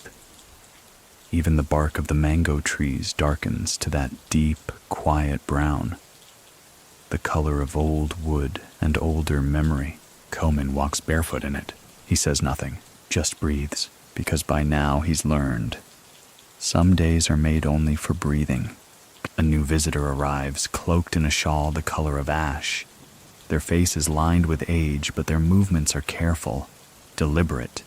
They carry no story, just a question. "I've lived a long time," they begin. Seen war, seen peace, seen both break and return. But I don't know how to pass what I've seen without damaging the ones I give it to. How do you share a heavy story without hurting someone else? Komin doesn't answer. Instead, he walks them to the oldest tree. He touches the bark, then says, "You plant it." The visitor furrows their brow. "Plant it?" Komin smiles gently. "Yes. Not in a mouth, not in a book. In time. You water it with patience, shade it with silence. Wait for someone else to sit under it, not because you told them to, but because they needed to." The visitor stands there for a long time. Then, with trembling hands, writes one sentence on a slip of rice paper and tucks it in a knothole. They never say their name, but Komin later reads the paper. It says, "I forgive what I once carried." More slips follow. Not just stories now. Confessions, wishes, forgivenesses written in single lines. Sanda starts calling them the quiet leaves. They build a box for them. No key, no order, no explanation. It becomes the most visited spot in the grove, not because people read them, but because people leave them. The mango grove reaches 50 trees, and no one plants the 50th. It grows on its own. Sanda finds the sapling one morning, pushing up from the mud beside Maykin's tree. It wasn't there the day before. Komin stares at it, silent, then smiles. "Memory grows where it's needed," he says. Sanda laughs. Or someone had mango for lunch and didn't wash their hands. Either way, they leave it alone. Some stories choose themselves. A small group of students arrives from the capital. They're young, bright, doubtful. They carry phones and notebooks and ask too many questions at once. Is this sanctioned? Who owns this land? What's your archival method?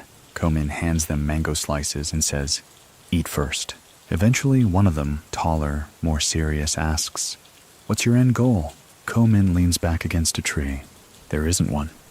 "But don't you want to be remembered?" "No," he replies. "I want us to be remembered." Big difference. The student frowns. "Who's us?" Komin gestures around him. "The ones who didn't get chapters in textbooks. The ones whose names were erased before the page was dry.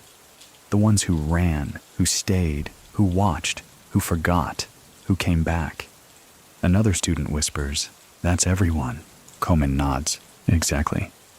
That night, the students help light lanterns. One cries during a story. Another records a fable and promises to share it. They leave with mango stains on their sleeves and something else in their eyes. Something slow. Something like recognition. Komin begins dreaming again. Not nightmares, not quite memories, but something between. He sees Maung Ai sitting in the bow of a boat, peeling fruit with a fishing knife. He sees Mei Kin stitching thread into the sky, humming the names of people long gone. He sees Sanda, not as she is, but as a child, kicking up dust in a village she doesn't yet know she'll return to. He wakes with a line on his lips. Every exile finds their echo. He writes it down, folds it, places it inside the book of hands. One dawn, Sanda walks in carrying a bundle of blank paper. "We need more pages," she says. Komin blinks. "I thought we had enough." She raises an eyebrow. "Since when have we ever had enough?" They laugh, then build a new shelf. Not for the past, for the next. They begin training the children, not to write, to listen, to ask, and then what? To answer, "Tell me again," to hold silence without trying to fill it, to leave space for stories not ready to be told yet. Komin calls it archive school. Sanda calls it remembering with snacks. Either way, it works. One child draws a map of the grove and marks it not with trees but with names, not real ones, story names. The girl who ate stars, the man who forgot he was brave, the one who whispered forward. Komin tapes it to the library wall. No one asks for a legend. They know. One evening, a monk arrives, silent, peaceful. He walks slowly around the grove, hands clasped. Then he stops before the newest tree, takes a candle from his satchel, lights it, and says softly, "This is where stories rest." Komin nods. "Yes, and where they wake up." Historical fact. In Southeast Asia, sacred groves have long been sites of cultural, spiritual, and political memory, often doubling as places of refuge, resistance, and oral transmission in times of upheaval. Character detail. Sanda has begun drawing symbols in the margins of Komin's stories, small signs only they understand. She says they're breadcrumbs for future readers. Open scholarly debate. Many people still think history should be serious, structured, even sterile. But what do you think? Is there space for laughter, snacks, and mango stains in the archive of truth? Or do those small things make it even more real? The sun rises late today, or maybe the morning just feels longer, stretched slow like the last line of a song you don't want to end. The grove hums with a light breeze. Mangoes thud gently onto the dirt like punctuation marks from the trees themselves. Komin wakes before the others. Not to write, just to walk. He drifts through the grove with no shoes, trailing fingertips across the trunks like a monk blessing stone. Each tree he passes has a memory, a name, a weight. He stops at Mei Kin's. The string tied there has faded now, sun-bleached, frayed. But he doesn't replace it. Some things are meant to age, he whispers, "Still here," and the breeze answers. Later, he sits under the canopy of the 50th tree, the one that planted itself. Beside him, the book of hands lies open. A new entry has appeared, not written by him. He reads, "For the ones who never found the grove, but deserved it most." He traces the handwriting. It's neat, careful. He doesn't know who wrote it, but he knows it belongs. Sanda joins him with tea. No words at first, just steam curling between them. Then she says, "Do you remember your first run?" He nods. "Do you?" She smiles. "Of course. You dropped the parcel twice and swore at a cat. He chuckles. That cat had it out for me. They fall into the old rhythm again, banter and memory, but softer now, like dust settling, not blowing. By late afternoon, a girl named Win Lei arrives, 12 years old, already writing fables. She carries a notebook bound in banana leaves and her stories scrawled in charcoal. She asks to read one aloud. They say yes. She reads it with a tremble in her voice and the kind of bravery only children know. The bravery of not knowing how much there is to lose yet. The story is about a dog that barks only at lies. No one speaks after she finishes. Komin just says, "Write another." And she does. The grove has no more room for trees, but they begin planting seeds elsewhere. They call them branches. A tree planted in a coastal town with a single scroll buried beneath it. A reading circle started in a mountain village. 4 people, 1 candle, 3 stories. A teacher in Yangon who recites grove tales between math lessons. Each one bears the mark of the hook. Each one is watered not with fame, but faith. One evening, Komin climbs the tallest hill outside the village, not to leave, just to look. From here, he sees the roofs of the grove, the flicker of lanterns, the small figures moving like memories in motion.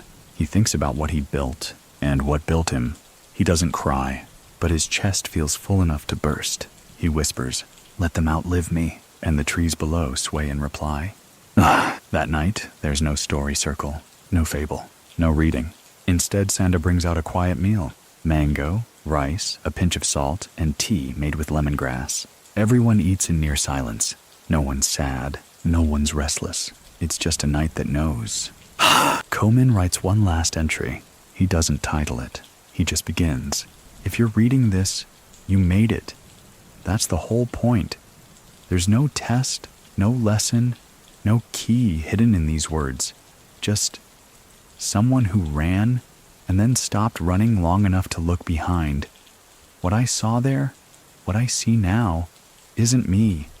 It's you, still listening. He places the page inside a hollowed bamboo tube, seals it, buries it beneath the 50th tree, then exhales. There's no ending here, just roots and pages and names that don't need to be remembered to still matter. The grove goes on, even if no one tells another story again. It has already done the work. It has taught people to carry silence kindly, to recognize the weight of truth, to pass it on, not with noise, but with care. Historical fact. Some memory traditions deliberately end without ceremony, what scholars call open silences, to allow listeners to shape their own closure, their own meaning. Character detail.